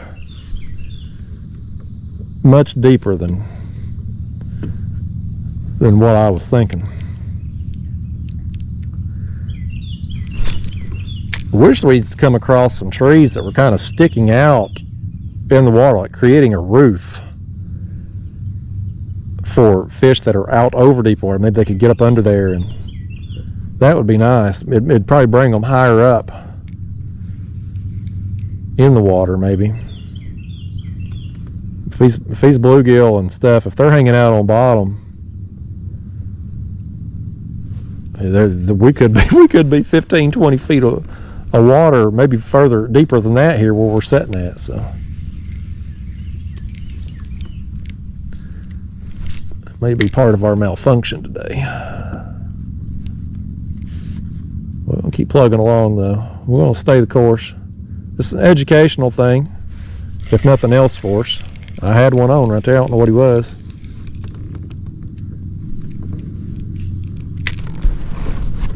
Let's throw back over there. We got two trees that come off right there. There's one that comes this way and there's one that goes the other way.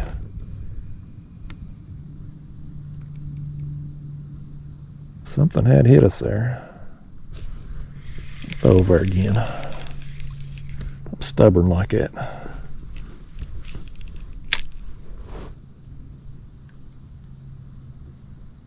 Come on, fish, eat that thing. I know you're around there. There's at least one of them over there. Got him too. Oh gosh. We got, oh, it's another smallie, man. He jumped up. He's 3 foot in the air. I knew there's at least one fish over there. He had hit it there a minute ago. Come on up here, small jaw. You old smallmouth. You old smallmouth bass, you. Who would have ever think it? I would have come over here and catch more smallmouth than bluegill.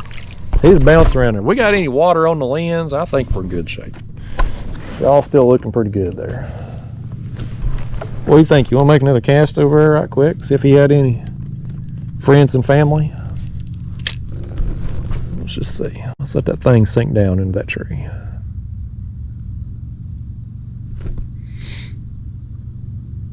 Old smallmouth, but he took a flying leap, didn't he? For no bigger than he was, he got up 2 or 3 feet in the air. Them things are acrobats. They'll put on a... Oh no! I got in one of them branches, y'all. Lord help us. 2 snags and 1 fish right through here.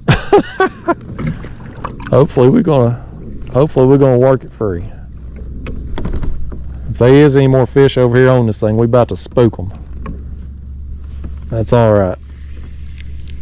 We got plenty more trees down through here. Ain't got no fish on them too, so that's okay. Oh, those look like smaller branches down there. I don't know if I'm gonna get that back. Yeah, I did too. I just broke that dang branch off. Look at there. That's the biggest thing we've caught all day. I ought to have this one right here mounted. This is a old stick fish. Weighs about 350. That out of there. All right. Well, crisis averted. We got our jig back. Let's make our way down. Now that we've spooked all them fish. The smallmouth probably mad at me. I just tore off part of their house down there. Ripped a stick plumb off the roof of their house under that tree.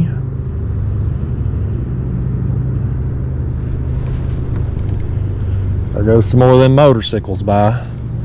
Sons of Anarchy going down the road as loud as they can. Old Jack's Teller. That's a pretty good show back in the day.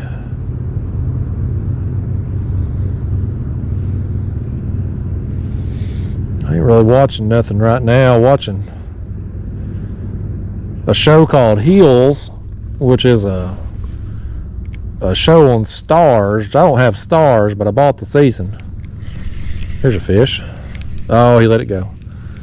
It's a show. It's a wrestling type show. It's pretty good. And I've been watching a show called Suits occasionally. It's a pretty good show. It's on Netflix, but I think it was on a USA or TNT or some channel. It's a lawyer type show. It's pretty good to watch an episode occasionally. Thankfully, it's almost time for football, so there'll be something on TV every day again. A lot of you out there don't like watching football, but I do. I watch college, I watch NFL. It really consumes an embarrassing amount of my life. But I enjoy it.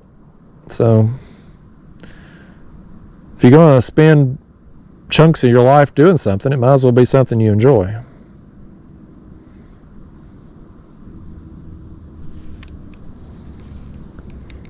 I'd enjoy reeling in another fish if I get them to bite and stay hooked.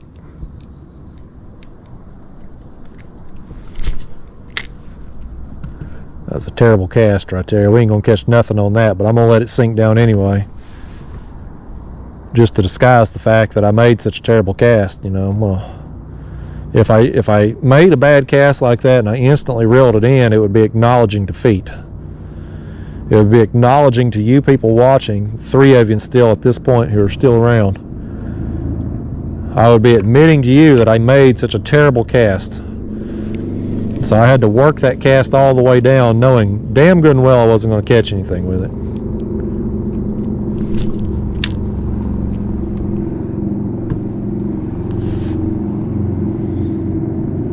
Kind of want to switch that gulp out again.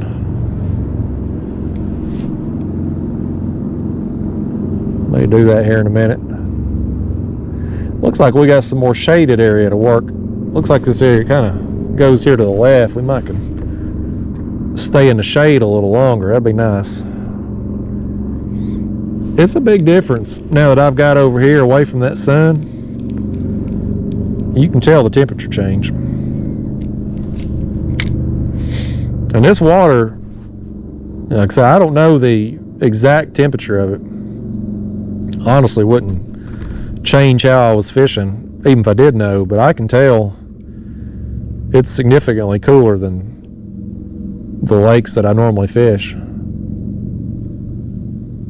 Guess all that mountain water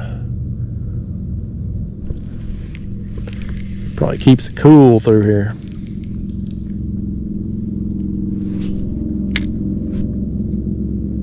I can't remember what pro moderator was throwing when he caught that muskie. I think it was a spinnerbait maybe, or chatterbait. But he for real caught a muskie, and they said somebody said DNR or somebody was adamant that there are no muskie in this lake. I'm like, well, we just saw him catch one. Like, I literally saw him reel it in. Like, there's one in here for sure. But I think there's muskie in the lake above this. I can't remember what it's called. There's a series of dams down through here, and so I guess they probably made it through the dam, or you know, it's a situation where somebody put it in a live well and brought it down here. But either way, there was one muskie in here for sure. I saw it with my own eyes. That wasn't a boat and a skier, it's a jet ski and a tuber. That's what it is. And that don't make me feel any better about it either.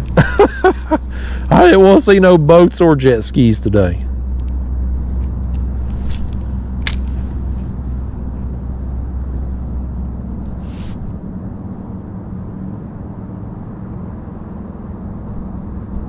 I don't know how that works with them pulling a tube behind a jet ski. I thought for legal purposes, I thought you had to have 2 people on a boat. You had to have one person driving the boat and one person being a spotter. You know, looking back and making sure things are okay. That was just one person on a jet ski with somebody behind them. I don't know how that works, but ain't none of my damn business, so I'm gonna just stay focused on fish, or the lack thereof at the moment.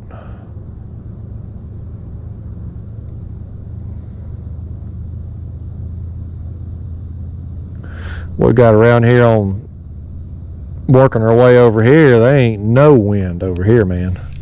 We're completely shielded from it. Shielded from the sun, shielded from the wind. Only thing we need to make this perfect is to hook into some fish. And we're set. It does kind of smell like a skunk over here though. There's definitely been one in the area. Old polecat. I've been fortunate thus far that Daphne ain't got after no skunks. Roscoe, my other dog, before I had Daphne, he got sprayed before. They see them polecats, they like a damn cat, you know, they want to chase them. And them skunks, they don't hesitate to spray.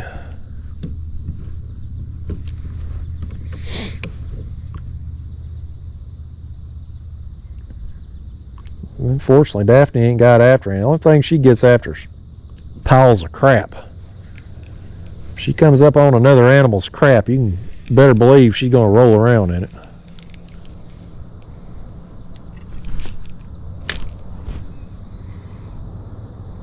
I think that's I can't tell if that's a rock or a part of a stump over there.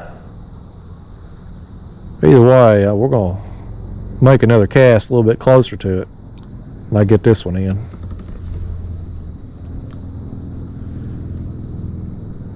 Fishing places like this that all kind of look the same on these rocks. If you can find something different, oftentimes there'll be a fish on it. You have to take my word for it, because I probably ain't gonna catch it. But even if it is over there, but take my word for it. If you can find you something different, oftentimes there'll be a fish on or around it.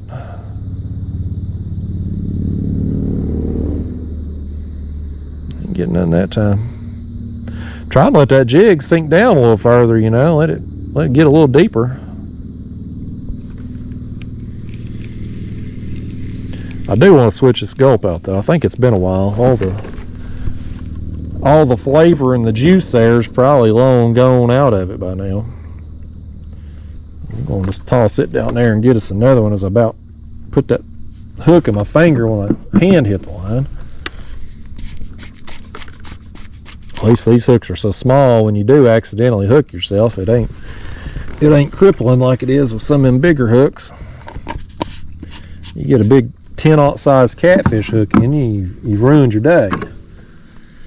The little number 8 size thin wire jig head hook here, it's just a minor inconvenience.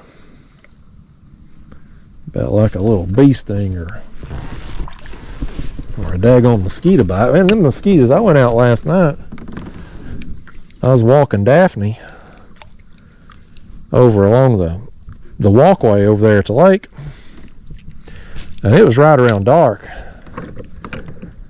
And the skeeters, I guess because we've had such a wet summer here, man, the skeeters was all over. We had to end our walk early because, I mean, they were attacking. Like, they were swarming me as we were walking along. Like, you could feel them biting. They were a bigger mosquito than what we normally have. But I was just getting eat up, so I said, Daphne, we out of here. We're going back home. So we didn't last maybe 5 minutes out there.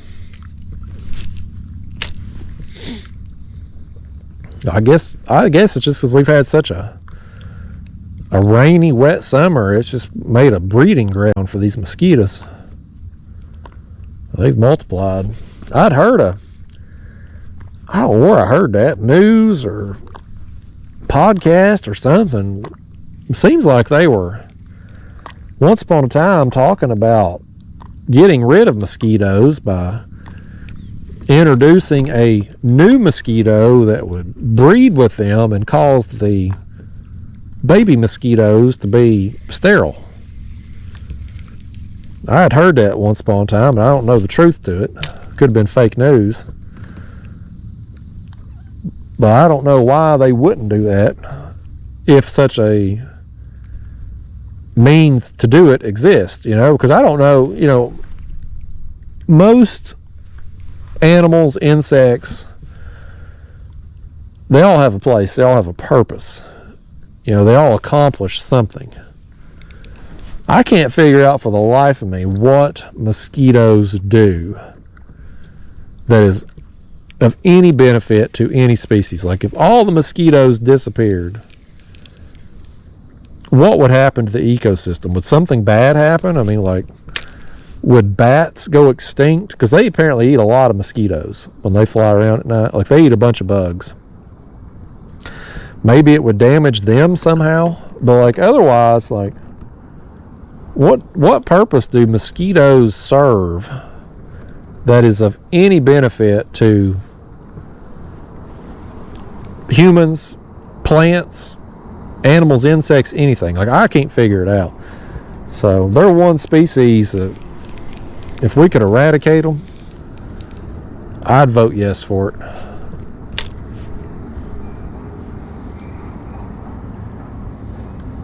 I see bats around my house. At one point in time, I had thought about getting a bat house, which it's kind of like a big bird house, really. You put them up in trees and stuff, and then bats get in there. But I see them around my house around sunset. They'll start coming out and everything. Bats don't really scare me. Some people's afraid of them. Some people is, worried they got rabies and whatnot, but I don't. They ain't never bothered me. Even on like superheroes and stuff, Batman's my favorite. I think I like Batman superhero because he's real. He's a real person. Bruce Wayne. He's just a man with money and technology. Superman, he's an alien. Spider-Man got bit by a radioactive spider and turned into a superhuman. That's just unrealistic to me. That kind of thing, it's just, in my superhero movies, I need a little bit of realism. And it's very possible that there could be a Bruce Wayne / Batman vigilante type superhero somewhere in the world right now.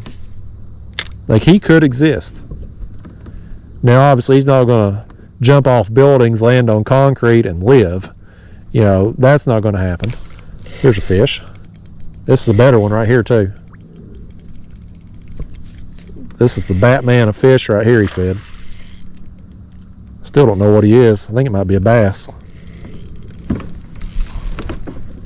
Let me back off that drag just a smidge. Oh my gosh, he spit it.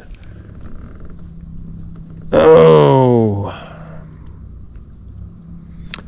Well, I'm pretty sure it was a bass. He was a little better one than what we've been getting. Yeah, that was definitely the Batman of smallmouth bass. He found a way to get out of that. He used his bat belt and had some tricks to get out of it. Dadgummit. I got another one right here, though. I got another one just like that. Let's see what this one is. See if we can keep this one hooked. Oh, man, that's a nice one right there. Did you see that one jumping? That's a real nice one. I wonder if it's the same one or if it's a different one. We may just be on some right here. We're on a little point. This little point comes out, and there's a pocket back in here.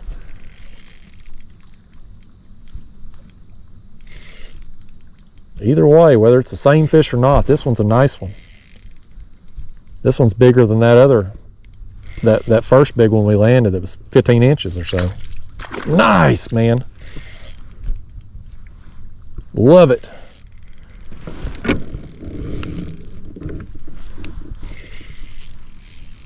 Come on up here. I'm just going to take my time. Just enjoy the fight, You don't want to horse them in. Just, hell, no more fish than we've caught today. I want to savor every second of every one of them. Back off that drag a little more. Just play him out. Just tire him out a little bit. Might get another jump out of him here in a minute. He's wanting to stay down for the most part. He's out here now, more open water, so we should be good as long as he just don't pop a hook. I don't think he's going to run us over or anything out here. Got to try to keep him away from my pedal drive. Don't want him getting up under the kayak that way, but I think we're good here. Other than just tiring him down.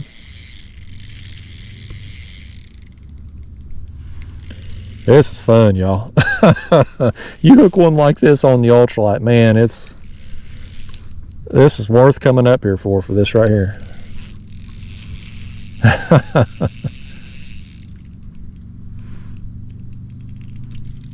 That's quite a few smallmouth. We got to be around 10 smallmouth probably. This has been a good day. Most haven't had any size to them, but this one right here does. He's a good fish.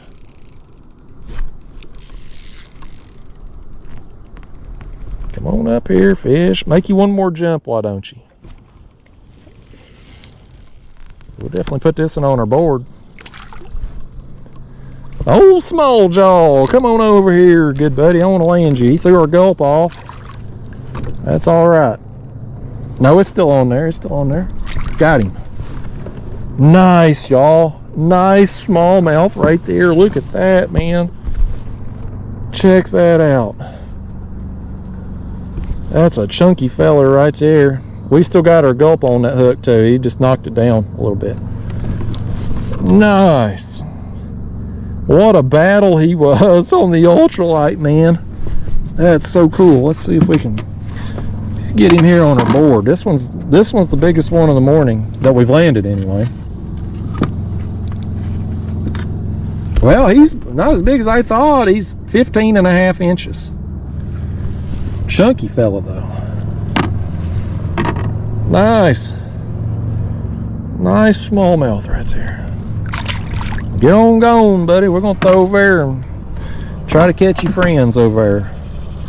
Let me fix our gulp back. We got a nice jump out of him. I wonder if that was the same fish or if it was just maybe there's multiple fish over there. We're gonna throw. I'm almost gonna replace that gulp. That one's tore up. He's tore that nut pretty bad.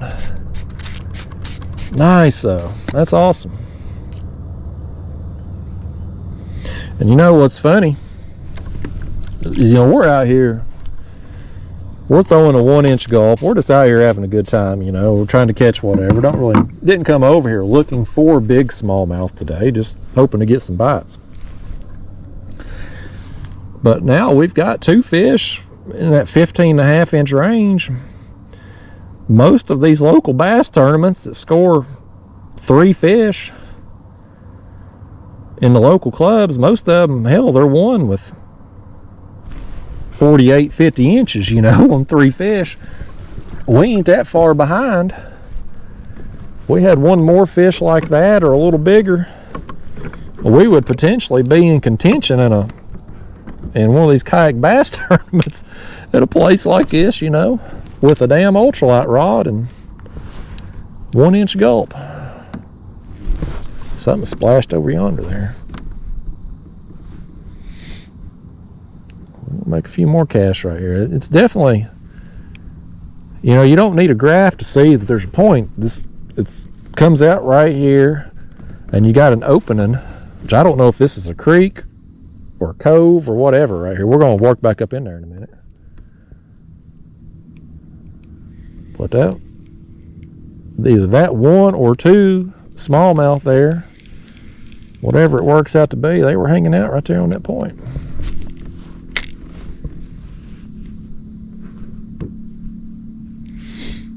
That's so much fun, y'all. You catch a fish that size on this setup, it's a blast.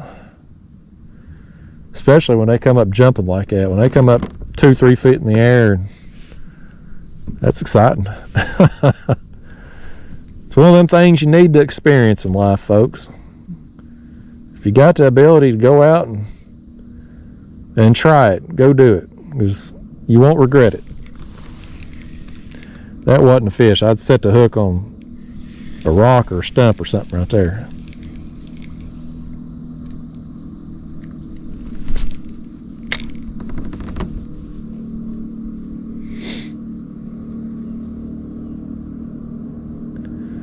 Yeah, that right there, man, that's worth coming up here for in itself. I've enjoyed it out here anyway, even though we ain't caught a lot of fish. I've had a good time this morning just playing around.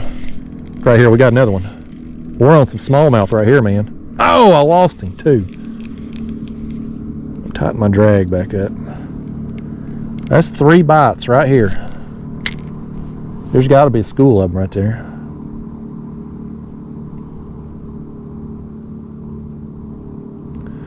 Just gonna let that thing sink all the way down. Try to get down there to them. Don't know how deep it is. I would assume it's pretty deep though, the way everything else through here is kind of dropped off.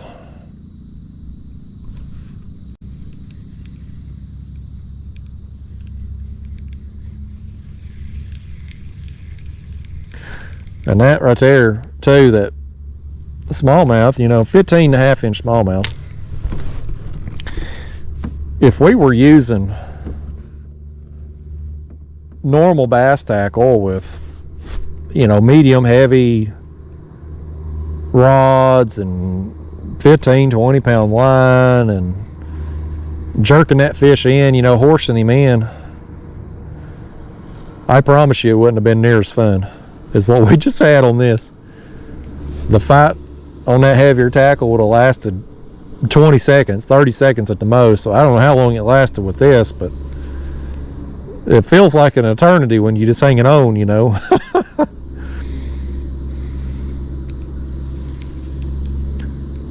Yeah, I enjoy the heck out of this, folks. I'm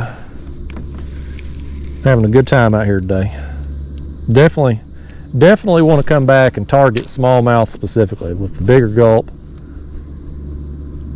I've definitely talked myself into it. I've sold myself on that for sure today. We may never come bluegill fishing here again, because we can't buy a bluegill. That's just crazy to me that we can't. We've caught more smallmouth than anything else.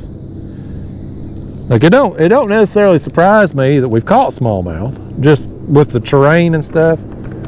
Like I mentioned there earlier, anytime you got rocks and bluff walls and deep water access, there's probably going to be some smallmouth around. They like that kind of environment. But I would have never imagined we would catch more smallmouth than bluegill throwing this bait. Now, if I'd been throwing the 3-inch with a bigger hook, well, sure, we're going to eliminate some bluegill in that situation, because they're not going to be able to eat the bait and the hook. Oftentimes, they'll bite it, they won't be able to eat it. But this situation blows my mind. Now, let's just work our way around back in here, y'all. Let's see what this is. I don't know. We're exploring.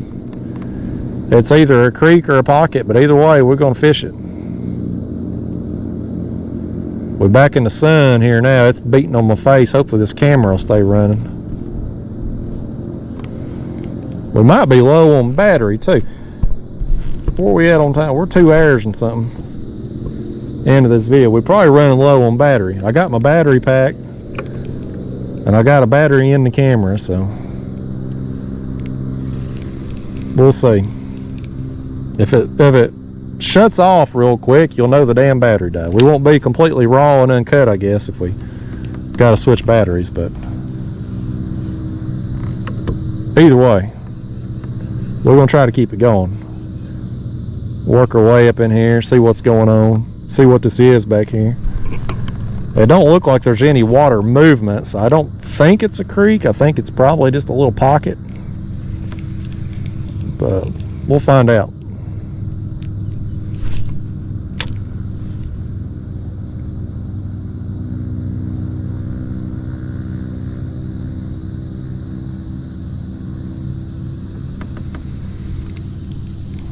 Still pumped up over at smallmouth, man. I'm ready to catch me another one.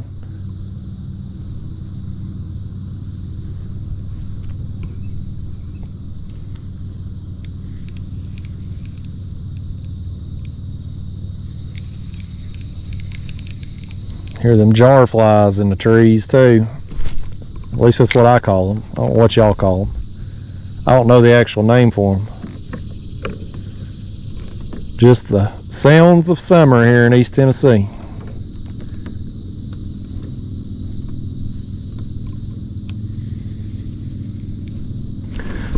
Got moss up there on that bank too. This big clumps of moss, like a bluish, light green bluish color. It's interesting.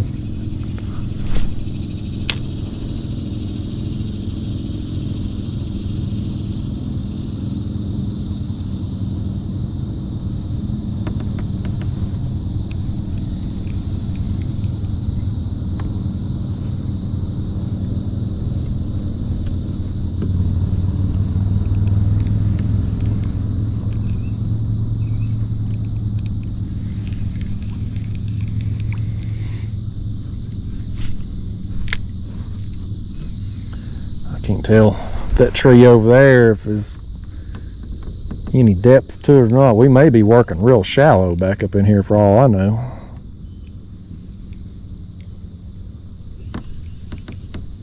Just gonna explore it and find out. Ain't one way to find out if there's any fish back here or not. Just come on back up in here. See what's going on in here anyway. We might see Bigfoot back here. Some of you people out there believe in Bigfoot, Sasquatches and all that. I personally don't. And here's why. Because if there was such a thing as a Bigfoot or a Sasquatch, we would find bones. Like, I mean, how many bones and fossils have been found through the years? Like woolly mammoths, Tyrannosaurus Rex.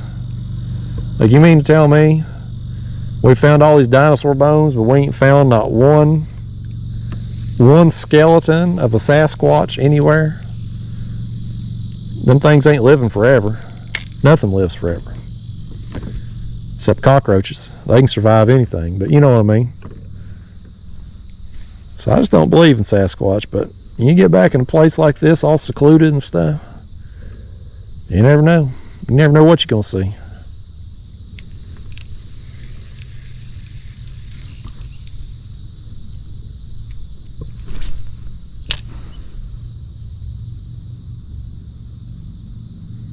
I don't even know how far this goes back up in here. It's kind of looping back around to the left. It may go ways back up in here for all I know.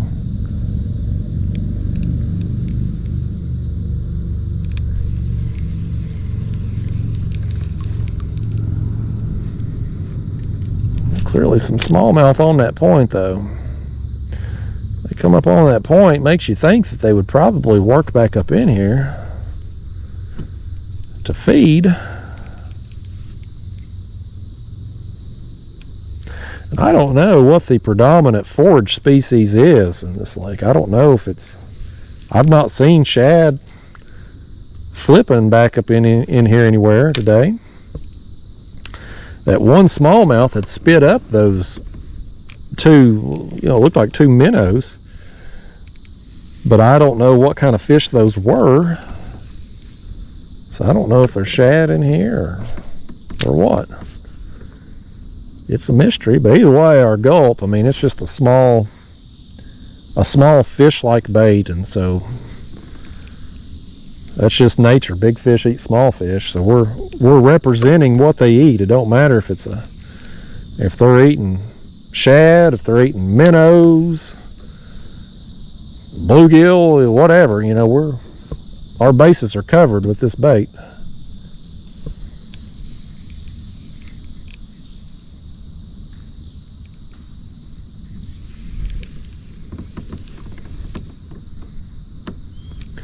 Working this area kind of fast through here just so I can get out of the sun. I like to fish in comfort as much as I can with the time we got left.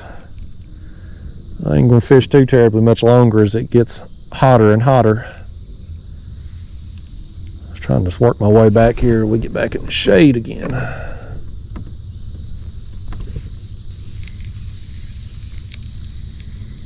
But again, unbelievable. We ain't coming across no bluegill back in here. No sunfish, no pumpkin seed, nothing. It's hard to believe.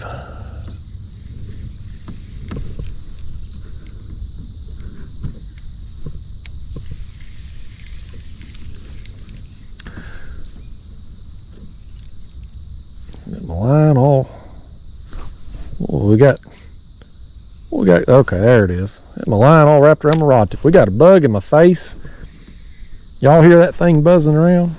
Well, it's a gnat or a skeeter. Either way, I'm annoyed by it.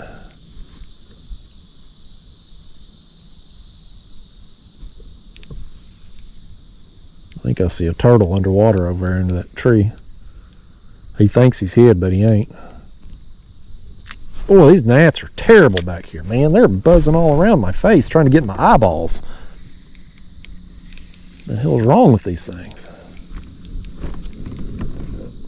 Going over this tree. I wanna get away from these damn gnats. I'm gonna move along here.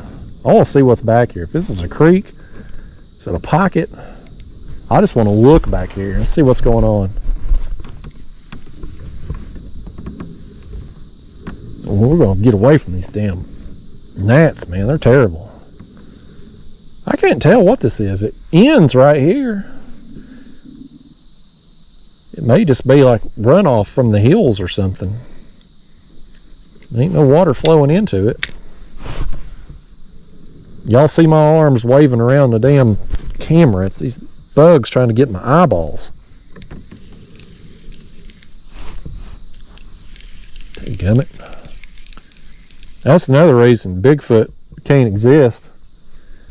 He would have been spotted by now just waving his hands around trying to swat the gnats.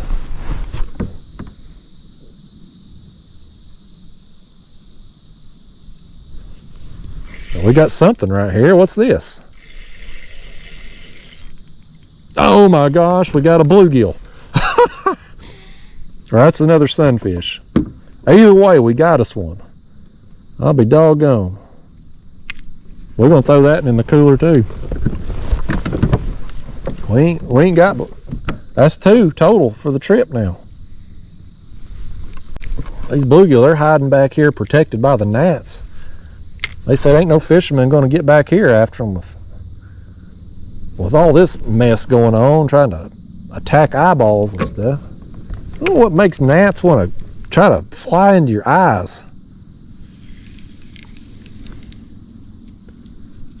They do all the time. They want to get right in your eyeballs.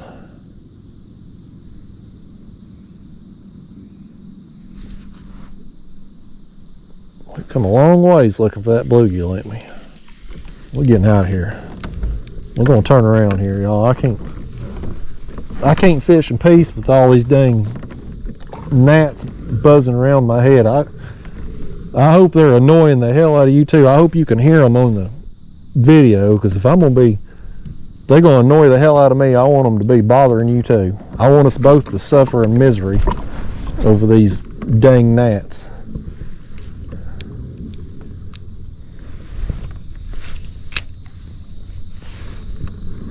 Get turned around here. I'll make a few casts on our way out. We're getting back out there. We're getting out of this area. And I hope these dang things don't follow me out too.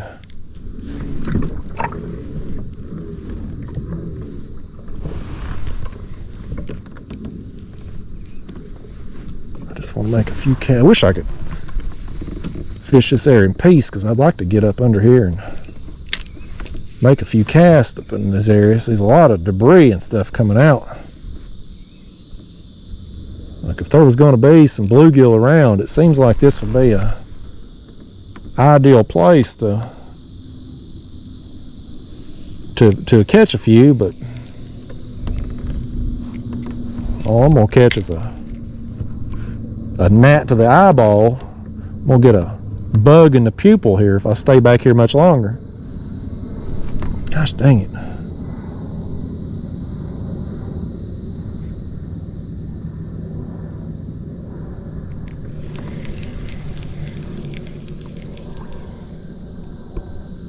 There's a tree that comes over a pretty good ways. Just drop that thing down right beside it. Gosh, bug, get out of here. Who would have thought don't need a fish finder on this kayak. I need me a dang bug zapper. Some of you's out there right now, I guarantee you got your bug zapper on your back porch. I need to borrow that thing one time.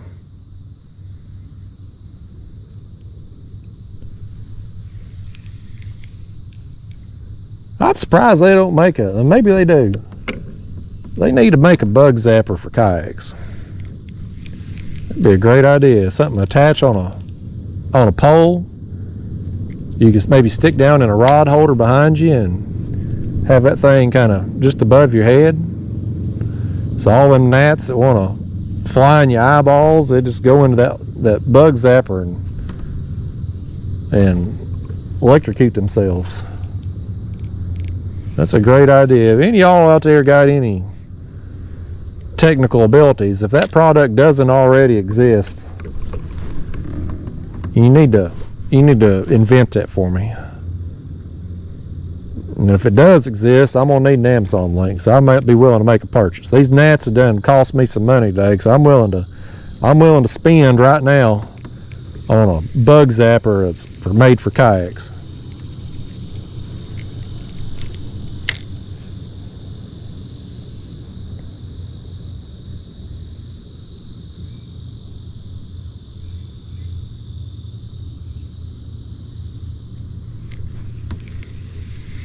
Yeah, there don't seem to be a lot of life back here other than the bugs. There don't seem to be a lot of fish life back in this little pocket. You can tell, like over here too, where all them limbs and stuff are, that's water runoff from those hills too. I bet when it rains, I bet there's a lot more fish moves up here. When you're getting the rainwater runoff, it probably washes a lot of bugs and stuff down into the water.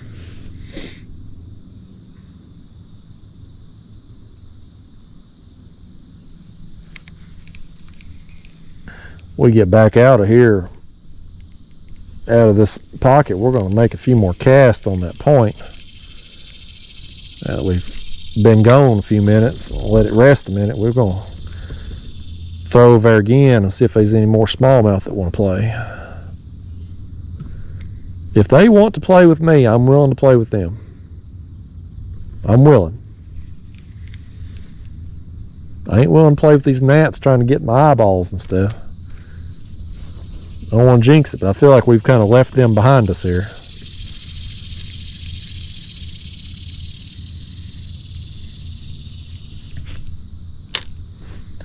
Gnats are another one of those insects, kind of like a mosquito. It's like, what purpose do they serve other than feeding bats? Like, what in the ecosystem, what do they do that is of benefit to the ecosystem?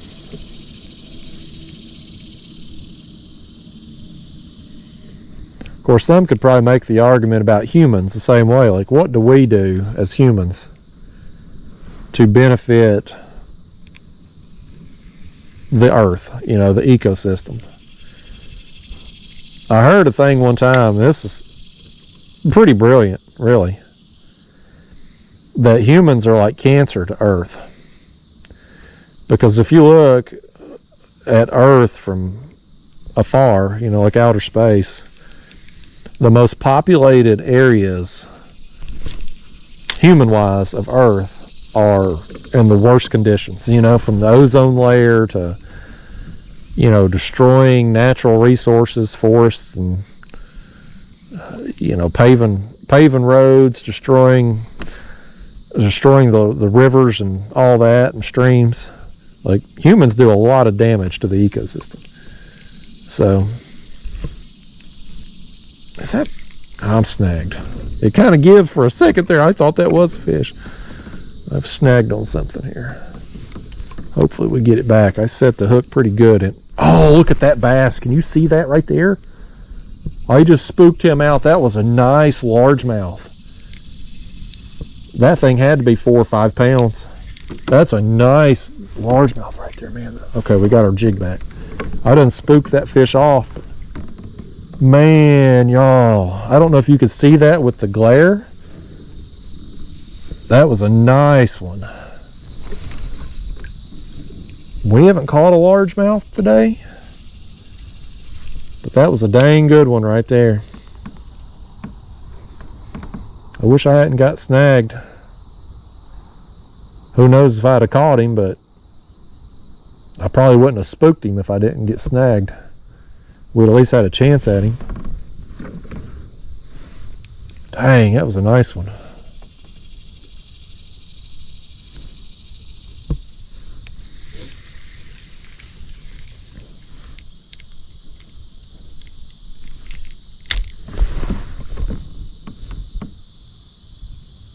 By that tree right there, see what's going on.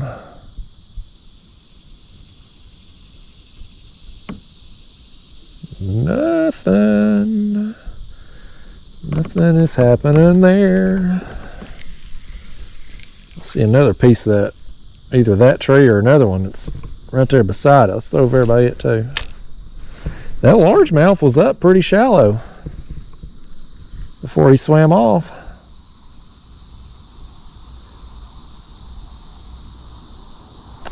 Yeah, for whatever reason, around this pocket there, between the point with the smallmouth and that largemouth right there, like there's some fish right here. I don't know exactly what's keeping them right here, because it don't seem to be any bait. We're not catching bluegill. I'm not seeing shad. Like I don't know what's special about this that would make a predator fish like a bass want to hang out and stuff, but something's here. Maybe there's a good population of crawdads or something. I don't know.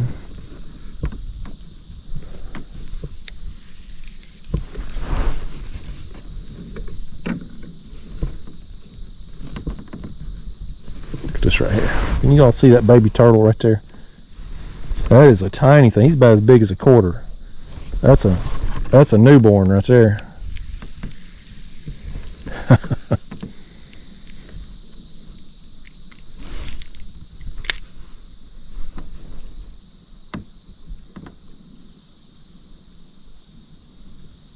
What a good day we've had. I mean, to not have caught more fish than we've hooked into, I mean, it's been a nice day coming out, exploring a new place, and with the exception of that one jet ski, and they've moved on. Like they're not pestering the hell out of us. It's been a good day. It's getting hot as blazes. I ain't staying much longer, but I've had a good time out here.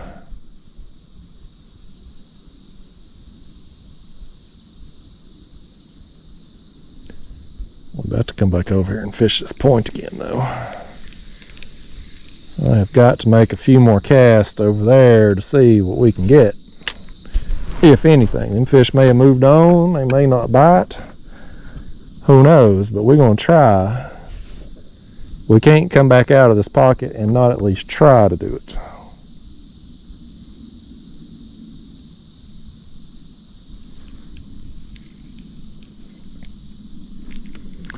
Yeah, if you're passionate about bluegill, this probably ain't the lake that you want to visit, because we can't buy one in here. I can't believe it. I mean, pretty sure those are red-breasted sunfish, some kind of sunfish, but only 2 of them. Like they're just, I don't know what's up.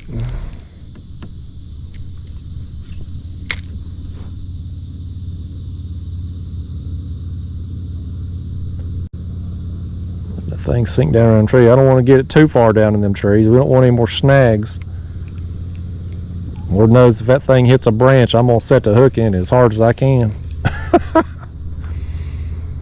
You know how, if you've done this, you know how it is, dadgummit. That jig hitting a branch feels like a light bite. It's hard to discern the difference. You gotta set the hook in that situation. Hook sets are free. Unless you snag your jig, then it's going to cost you 10 cents, 15 cents, whatever they work out to be in. Well, just like that, by gosh. I felt it, and I set the hook, and we got us a branch. We'll see if this hook set's free or if it costs me 10, 15 cents here if I lose this jig.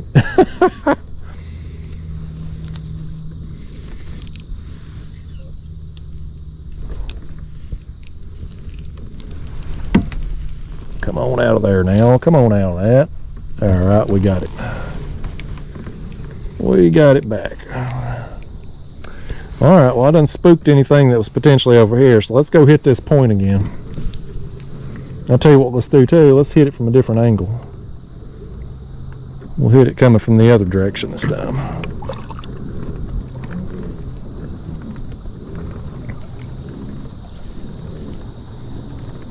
I gotta make a few more casts over here. I mean, we landed that one smallmouth. and got 2 more bites. So we got to at least try. And I still got my line wrapped around that dang rod tip. What the heck is going on? There it comes. All twisted up there.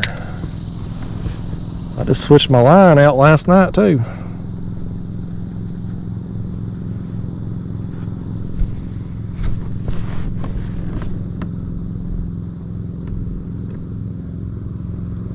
Yeah, sun. We sitting here in this sun. Y'all don't feel it, fortunately, but boy, it's hot. It is getting hot fast today. The heat index is going to be 100 plus degrees, and there ain't a cloud in the sky to block that sun. It's a little hazy, but otherwise, ain't nothing to block the sun today. The wind is supposed to pick up at some point this morning, this afternoon, so that'll make it a little bit more tolerable, but my hind end probably be in the house most of the day, other than just having to let the dog out and go to the mailbox or something.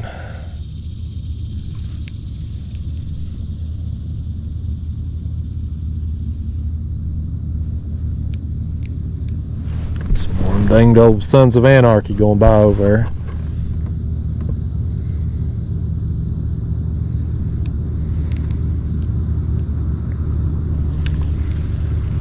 Yeah, it really ain't that bad on this side. I knew it'd be loud on the other side, but over here it's, I mean, you notice them. But it ain't obnoxious. If you're in the East Tennessee area, if you're coming to visit in the mountains, this is definitely a lake to check out. Just not if you want to catch bluegill. Don't come here wanting to catch a bluegill, by gosh. You ain't gonna get many. But anything else you might want to catch. If you like smallmouth, and if you're good at catching smallmouth, you know, ours today just kind of been accidental. Just fishing for whatever. But like if you're somebody, if you specifically target them, you're good at catching smallmouth, there's probably some good ones in here. Clearly a good population of them. I do want to come back at some point soon, try it again with a bigger gulp. I don't have any bigger gulp with me today to try it with today, but next time we'll definitely have them on. All right, we're gonna move along here. I ain't gonna keep sitting here and casting to something that ain't biting, but I had to try it. I had to give it a college try. Let's get spun around here and see if we can get back in the shade. Y'all don't care about being in the shade, but boy, I do. Get down here along this side of the bank and we can maybe work myself back into it. Buy me a little bit more time out here before I take it to the house. I think I got my dang line wrapped up again. There we go.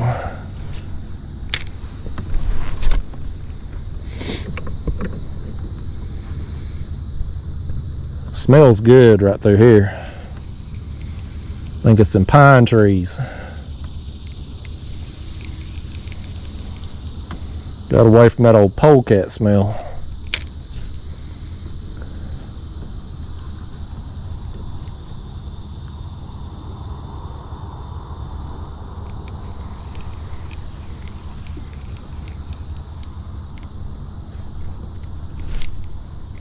I wonder what the people that, there's got to be somebody that lives around here that fishes this lake at least semi-regularly. Like, I know it don't get a lot of pressure, but there's got to be somebody that's lives here, fishes here enough to get good at this lake, you know. Like, I wonder what they're using, what kind of fish they're catching. Like, what is a good fish in here? I mean, the smallmouth, you know, a couple of them smallmouth we've got have been good quality. That bass, that largemouth we saw back there, I don't know if y'all saw it on camera or not, but I mean, it was a solid 3-4 pounds. Your water can kind of, when you're looking down in the water, it kind of distorts fish a little bit, makes them look a little bigger than they are sometimes. But I mean, that was at least 3 pounds for sure.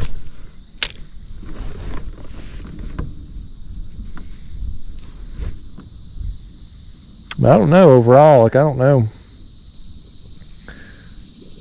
what kind of quality fish come out of this body of water. It's a mystery. Mystery of the universe. Go Kent Coleslaw. John LaJoy. One of the most underrated comedic people ever.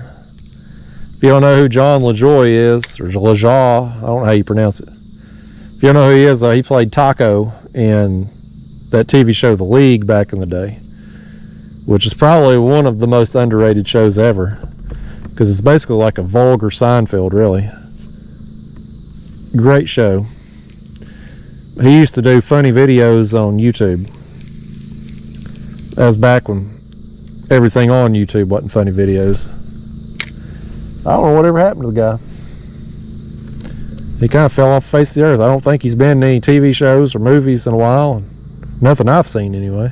And I ain't seen none of his YouTube stuff in a long time. I don't know if he just quit making it or if YouTube just quit showing it to me. You know, they be like that, you know, they think they know what you want to see. That algorithm and all. They think they know better than you.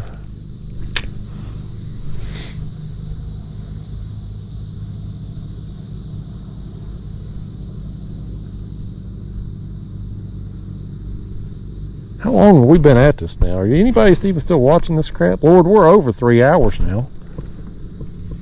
This is crazy. Ain't nobody still watching me catch 10 fish in 3 hours. However many we got. It's probably been around 10, I guess. I lost track of the fish a while ago, but I know we ain't got but 2 bluegill. So add those to whatever smallmouth we got. It's been slim pickings today, y'all, on the numbers of fish, but I've still, like I said, I had a good day. I've enjoyed myself out here. But just ain't got the numbers of fish. Don't know why that is. Ain't got any perch. I had such high hopes for getting a perch. Ain't got a single one. No crappie. No real bluegill. No largemouth. Saw that one largemouth. Ain't caught any. It's been a day of smallmouth.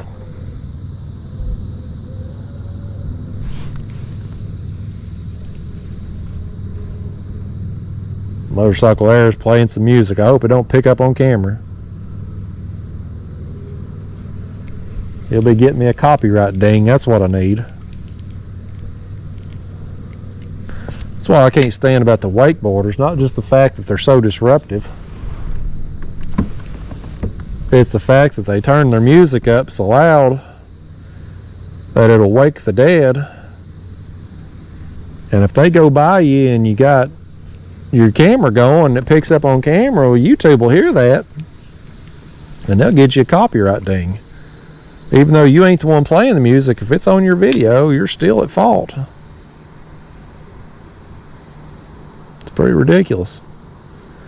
I don't know what's more ridiculous, the fact that YouTube does that or the fact that these pleasure boaters feel like they have to turn the music up at level 100, you know?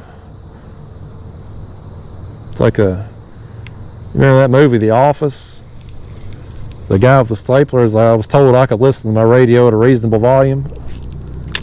Look, I'll tell these guys on the boats, they can listen to the radio on a reasonable volume. Just turn it down a few notches. I don't need to hear it 3 miles away.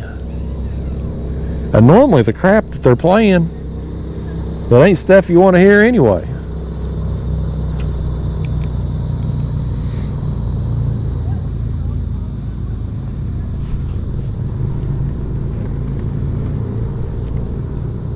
Well, I'll be curious to see on this video if any of you's watched. My other ultralight videos have done these raw and uncuts. I mean, I've been real impressed with the fact that so many of you's watched. They get a lot of engagement, a lot of positive feedback. the average view time on them is pretty amazing. So I know people are watching like well into the video. So be curious on this one to see if y'all have been able to sit through my long-winded stories as we went for oftentimes long periods of time today without a bite. It's been fine for me, you know. It's exploring to me. Something hit me right there. I thought we'd catch more fish. I always expect to catch numbers of fish doing this. So I wish we had caught more, but learned a lot today. Definitely know if I ever come back here, especially if I come back here for a bass tournament, we want to hit that point for sure. That's a definite spot that I would want to hit in a tournament. Got me another snag right here. Let's see if we can work this free, y'all. Can we do it? Can we get it?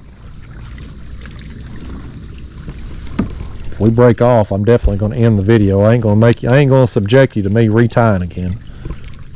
Hopefully we're going to get this thing free. I don't think I'm even that deep right here. Let's see if I can reel down to it. Break my rod. There it comes. We got it. Crisis averted again.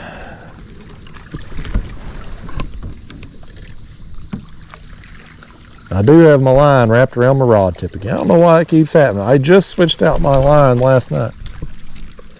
I about whacked that branch. I just changed the line. It's a fresh line. Should cast as good as it's ever going to cast.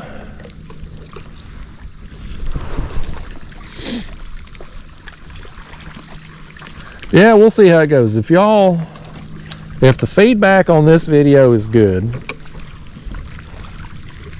then I'll definitely try to make another trip up here with the 3-inch gulp for video purposes anyway. Because I know when you throw that bigger gulp, probably going to get, you know, well, normally you get less bites because you just ain't catching the bluegill. But up here today, obviously, we ain't caught the bluegill anyway. But we might catch less fish. Probably get better quality smallmouth with the 3-inch gulp, but we'll probably catch less of them. So I don't know if people are going to set through that or not. We'll see if people set through this one. But I'm curious to see. Like I said, it's been a fun trip for me regardless today, just to get out here and get a change of scenery and fish somewhere new, mark another place off my to-do list. It's, you know, again, why the hell I don't fish here ever is mind-boggling, with it being such a close drive. I don't know why I don't, but we just get in our habits, you know. I do anyway. Get in a routine of where we go and convenience and stuff. And the other lakes around the house, I at least got a little cell phone service. So if something goes wrong, I can find out about it. But it's been a good trip out here this morning.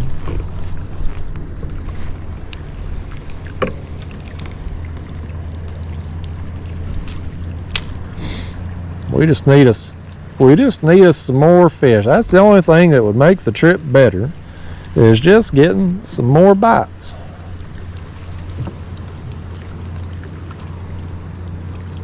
And it wouldn't hurt my feelings to get a bluegill or 3. You know?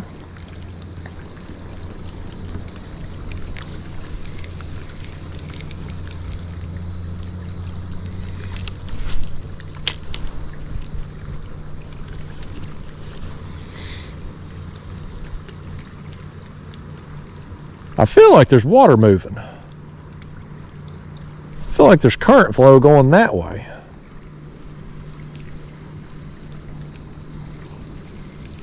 I mean, I can see stuff on the water. It's going that way. The dam is down this direction. So if they're moving water, one would think it would be going that direction, right? Is that a correct observation? But there's flow going that way. Unless it's just but I don't think the wind's, hell, I don't know. The wind ain't even blowing right now. This stuff that's on the water, it looks like it's moving pretty fast down through here.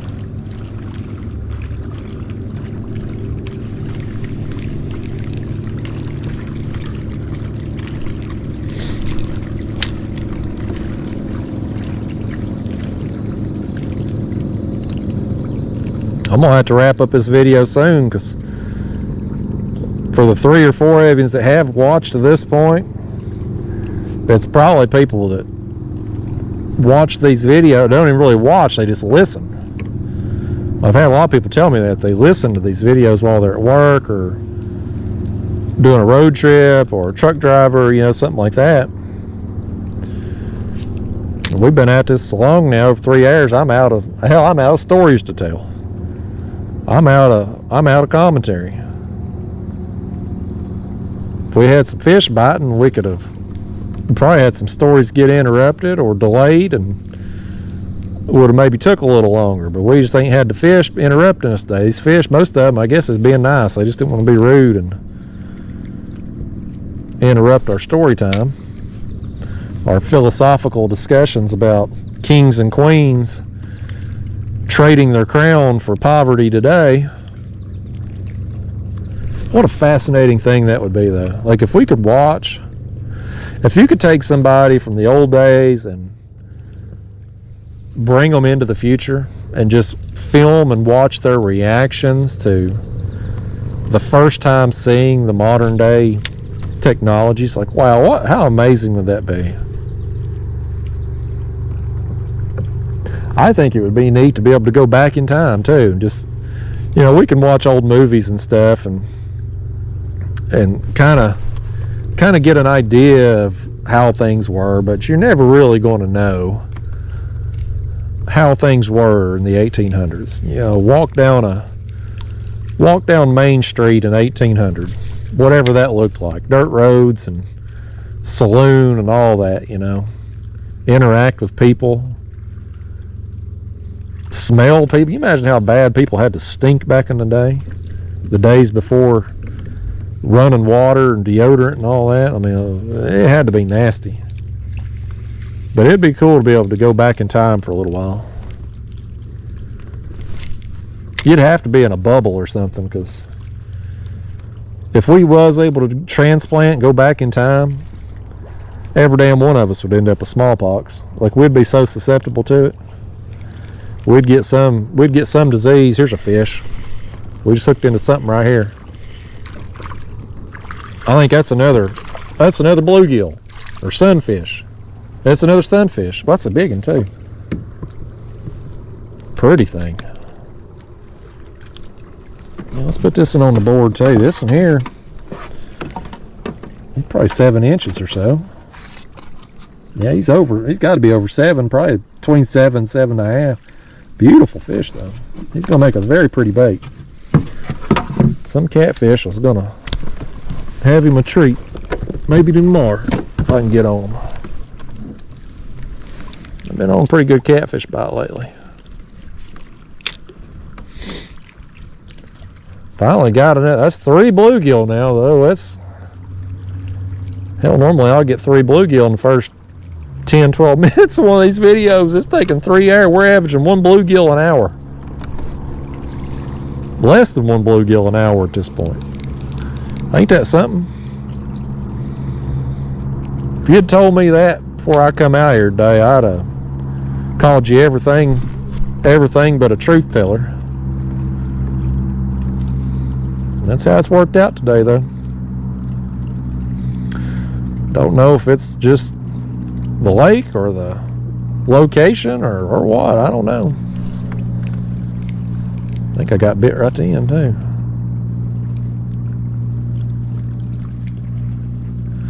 See, that's what's really crazy. Like, the 3 bluegill that we've caught, or sunfish, whatever, you know, don't give me a hard time about it, damn it. You know what I'm trying to say. But the 3 that we've caught, they've been like loners. They've been individuals. Like, those are schooling fish. We get on one, there's got to be more right there, right? Like, they're not by themselves. Why aren't we just catching them one after another? Even if there's just 5 or 6 there, why aren't we even getting a tap? It just don't make sense. But that's how it's worked out on every one of them. It's been like individual, isolated fish. Hell, I don't understand it.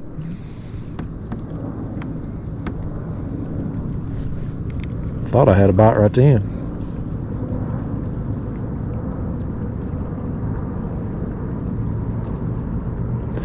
Well, I at least got me 3 though. Those with the 2 white bass that I got in my cooler there at the house there for the catfish, that'll at least get me on the water tomorrow. And as hot as it's going to be tomorrow, I'll probably be a short trip again anyway. I get out in the main channel there tomorrow, I won't be able to hide from the sun, so it'll be a short trip anyway. But I've been on pretty good catfish bite lately. My regular viewers, you're seeing them. Getting some blues, getting some flatheads. Like, it's that time of year. Bite picks up after the spawn. So it'll keep getting better all the way up through the fall. And then it'll get so cold I won't fish regularly and be hard for me to pattern a bite. But right now it's been going pretty good. Deep main channel ledges, deep holes. Been on a good thing going here. They's definitely water moving that direction though. Like, they're doing something. I don't know what would cause it to go that direction. I'm not familiar with how things work and how they move water up here, but there's definitely water movement. I ain't imagining that.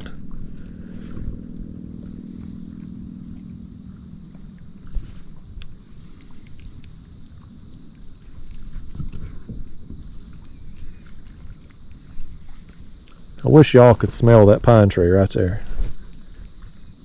It's amazing. It's absolutely amazing. I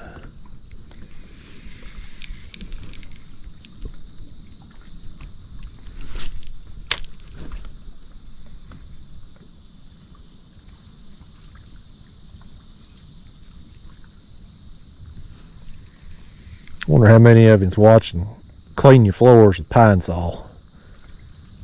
You remember when commercials for Pine Sol had that black lady there on the Pine Sol commercials? I ain't seen one of them commercials there. I guess she must have got fired. Of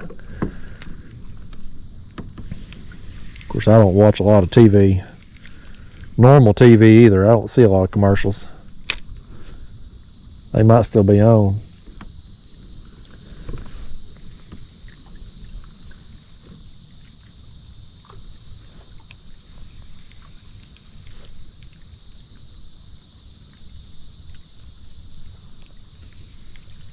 I don't know what time you're seeing this video, but I did see where Terry Funk died the other day. He was a wrestler from my youth, back in the 80s and stuff. That was a sad thing, yeah. Old Terry Funk. Heck of a wrestler. In the 90s there, he was Chainsaw Charlie on WWE. I don't know how old he was in the 90s. Hell, he was probably 50, 60 years old, out there with bad knees with that pantyhose over his face. There's Chainsaw Charlie, and he'd still put on a show. He was still entertaining to watch, even then. Sad to see that. All them old wrestlers that I liked watching and looked up to as a kid, you know, they all, if drugs and steroids and whatnot didn't get them, then old age is getting them now. Sad to see.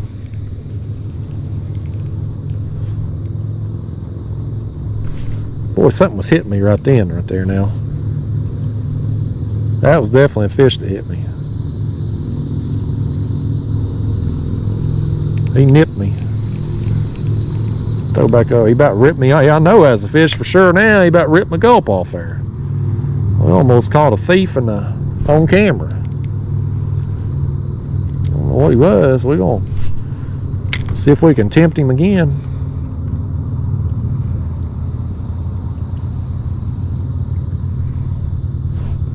I don't know where we at on time, but we're gonna wrap this up soon here. I think well, here's what I'm gonna do. One of two things is gonna happen. Because I know ain't none of you still watching at this point. I'm gonna either fish to this point down here. There's a little point that comes off this rock right down here about 100 yards in front of me. We're gonna either fish down to there on video, or if I get snagged and have to break off, then we'll end the video at that point. So we're coming up on some more trees here. We're liable to lose a jig. We're due to lose one. One of them two scenarios is going to end this video.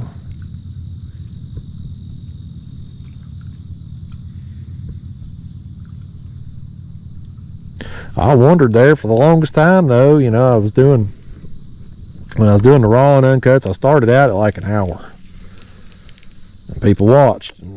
We tried a 2-hour. People watched. And I thought, you know, one day I'm going to just film for 3 or 4 hours. You know, however long a normal session was. Just film the whole thing. And so I put one up. It was like 3 hours long. Well, what do you know? It got almost 200,000 views. And so I was like, wow, there's really interest in this. So I did another one. It was 3 hours and something long. And people watched, and so I've said it so many times, if y'all watch, then I'll do it. That's the best way people will comment and tell you what they like and what they don't like. But the real test of whether a concept is working, whether or not people are truly interested in the type of video that you're putting out, it's the views and the watch time. If people are clicking on the video and they're watching long portions of it, well, they're clearly interested. I'll let you know. And the watch time on these 3-hour videos, I mean, it's pretty impressive. I'm impressed by it anyway. So we're gonna keep doing it. As long as y'all keep watching, I'll keep doing it. I love doing this. So we'll just keep it up, keep it going. We may slack off a little bit on it in the winter just because it gets cold. I'll be sniffing the whole time, and you all don't want to hear me being sniffling and whatnot, blowing my nose. That ain't something nobody wants to hear. Once we get into the fall too, it seems like in the fall and the early spring the wind blows more, and that's one thing that's just a killer for ultralight fishing is high winds. You just, when it gets 10 miles an hour, you just can't hardly fish with these light jigs. So that'll slow us down on these type of videos a little bit. But we'll hopefully get a few more in here before summer ends. Fortunately, here in Tennessee, it stays hot well into the fall usually. September's always hot. October's usually hit or miss here. Sometimes it's hot. I've seen Octobers where it's 80 degrees. And I've seen Octobers where it snowed here. You just never know what you get. Same thing with November. There's been days on Thanksgiving where you've had 70-degree days where it's warm, you're out there in t-shirts. And there's been Thanksgiving where it's freezing cold and you bundled up and snowing and stuff. So you just never know. But we at least got another full month of hot temperatures, probably mostly stable weather. So plenty more opportunities.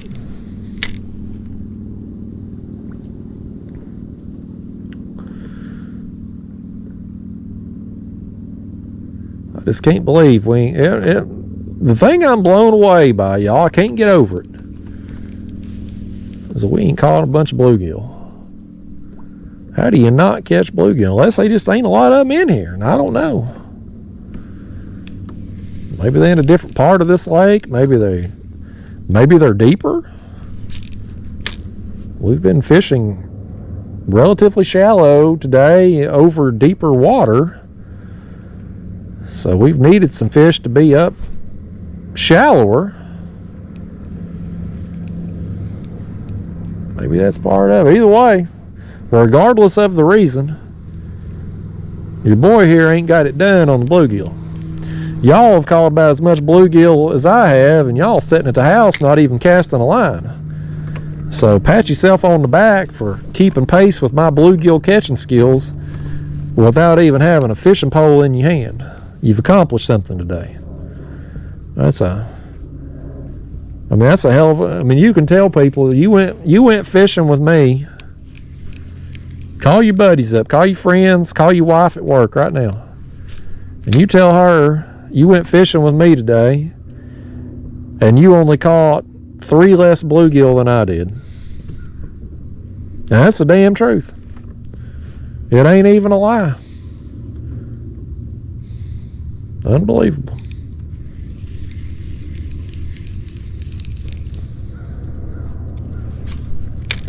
I think I am gonna fish a little longer though. I'm gonna wrap this video up since we're getting close to 4 hours now. I am gonna wrap this video up, but I'm gonna keep going down through. You can see it's shaded on the edge down there, all the way down through, so I'm just gonna keep going. I'll probably fish another 30 minutes to an hour here till that sun gets over where it's beating down on me. I've probably got, at this point, we've covered so much water out here today, I've probably got a pretty good pedal to get back to the launch. But I'm gonna fish a little while longer till it gets just miserable. It really ain't bad here in the shade. It's humid, but it ain't just miserable hot unless that sun's hitting you. So I'm gonna keep going, but we're gonna wrap up a video here in a second. I'll tell you all bye so you can get back to your regular lives, whatever the heck you's doing. Kind of be like if we was out here fishing together. You know, somebody's always got to leave before the other person, so you got to run them back to the boat ramp. I thought we was going to get us another fish right there too. Something bit me right there. We had another bite. He about ripped the gulp off. Let's throw back over there. That would be awesome if we could end the video on a fish. That'd be great. I ain't optimistic it's going to happen based on the few bites we've gotten today, especially as it's gotten later in the morning here. It seems like they've kind of tailed off a little more.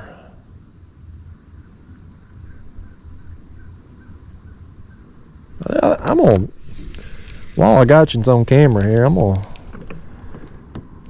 just fish up a little bit further. There's another little pocket here.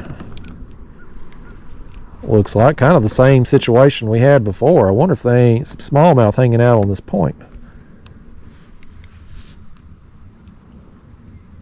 I don't know if that's a creek or a cove or what, but it's set up. I mean, it looks almost identical to that other one there that we caught them.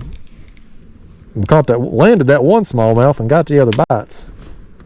I gotta fish it here. Let's just fish it on video before we wrap this up. I can't believe my battery's still lasting. The battery pack's going strong today.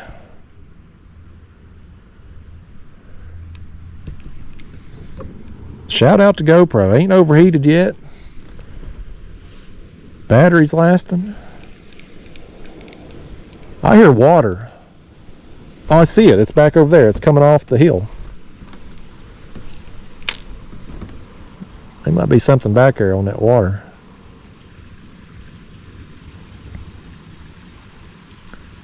Yeah, that's definitely water coming in right there. Well, I'm in the sun right here though. You watch and see. I was talking about that camera not overheating. I was bragging on it. I've just jinxed myself. We're going to be in direct sun with this camera, and it's going to shut off on me here.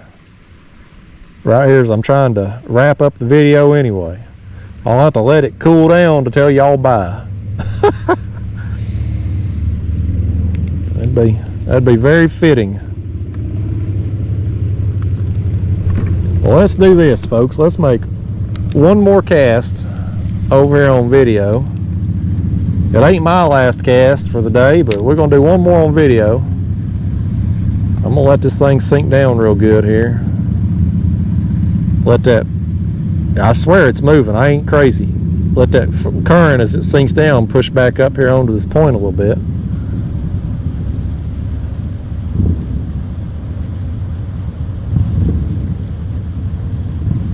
Seemed like a good plan, but the fish don't think so. Alright, well, I guess that's that for video purposes. Listen, if you've sat here and watched me for going on 4 hours now, I just want to tell you thanks. I appreciate you. I don't know how you can sit through listening to me talk and barely catch any fish for almost 4 hours, but if you have, thanks. It means a lot to me, and I appreciate you. Y'all are the reason I'm able to do this, and so I have a good time doing it. I don't know if you can tell on video, but I enjoy what I do, and it's because of you that I'm able to. So thanks for coming along with me today. Hopefully we'll do it again soon. I'll see you then. Thanks for watching.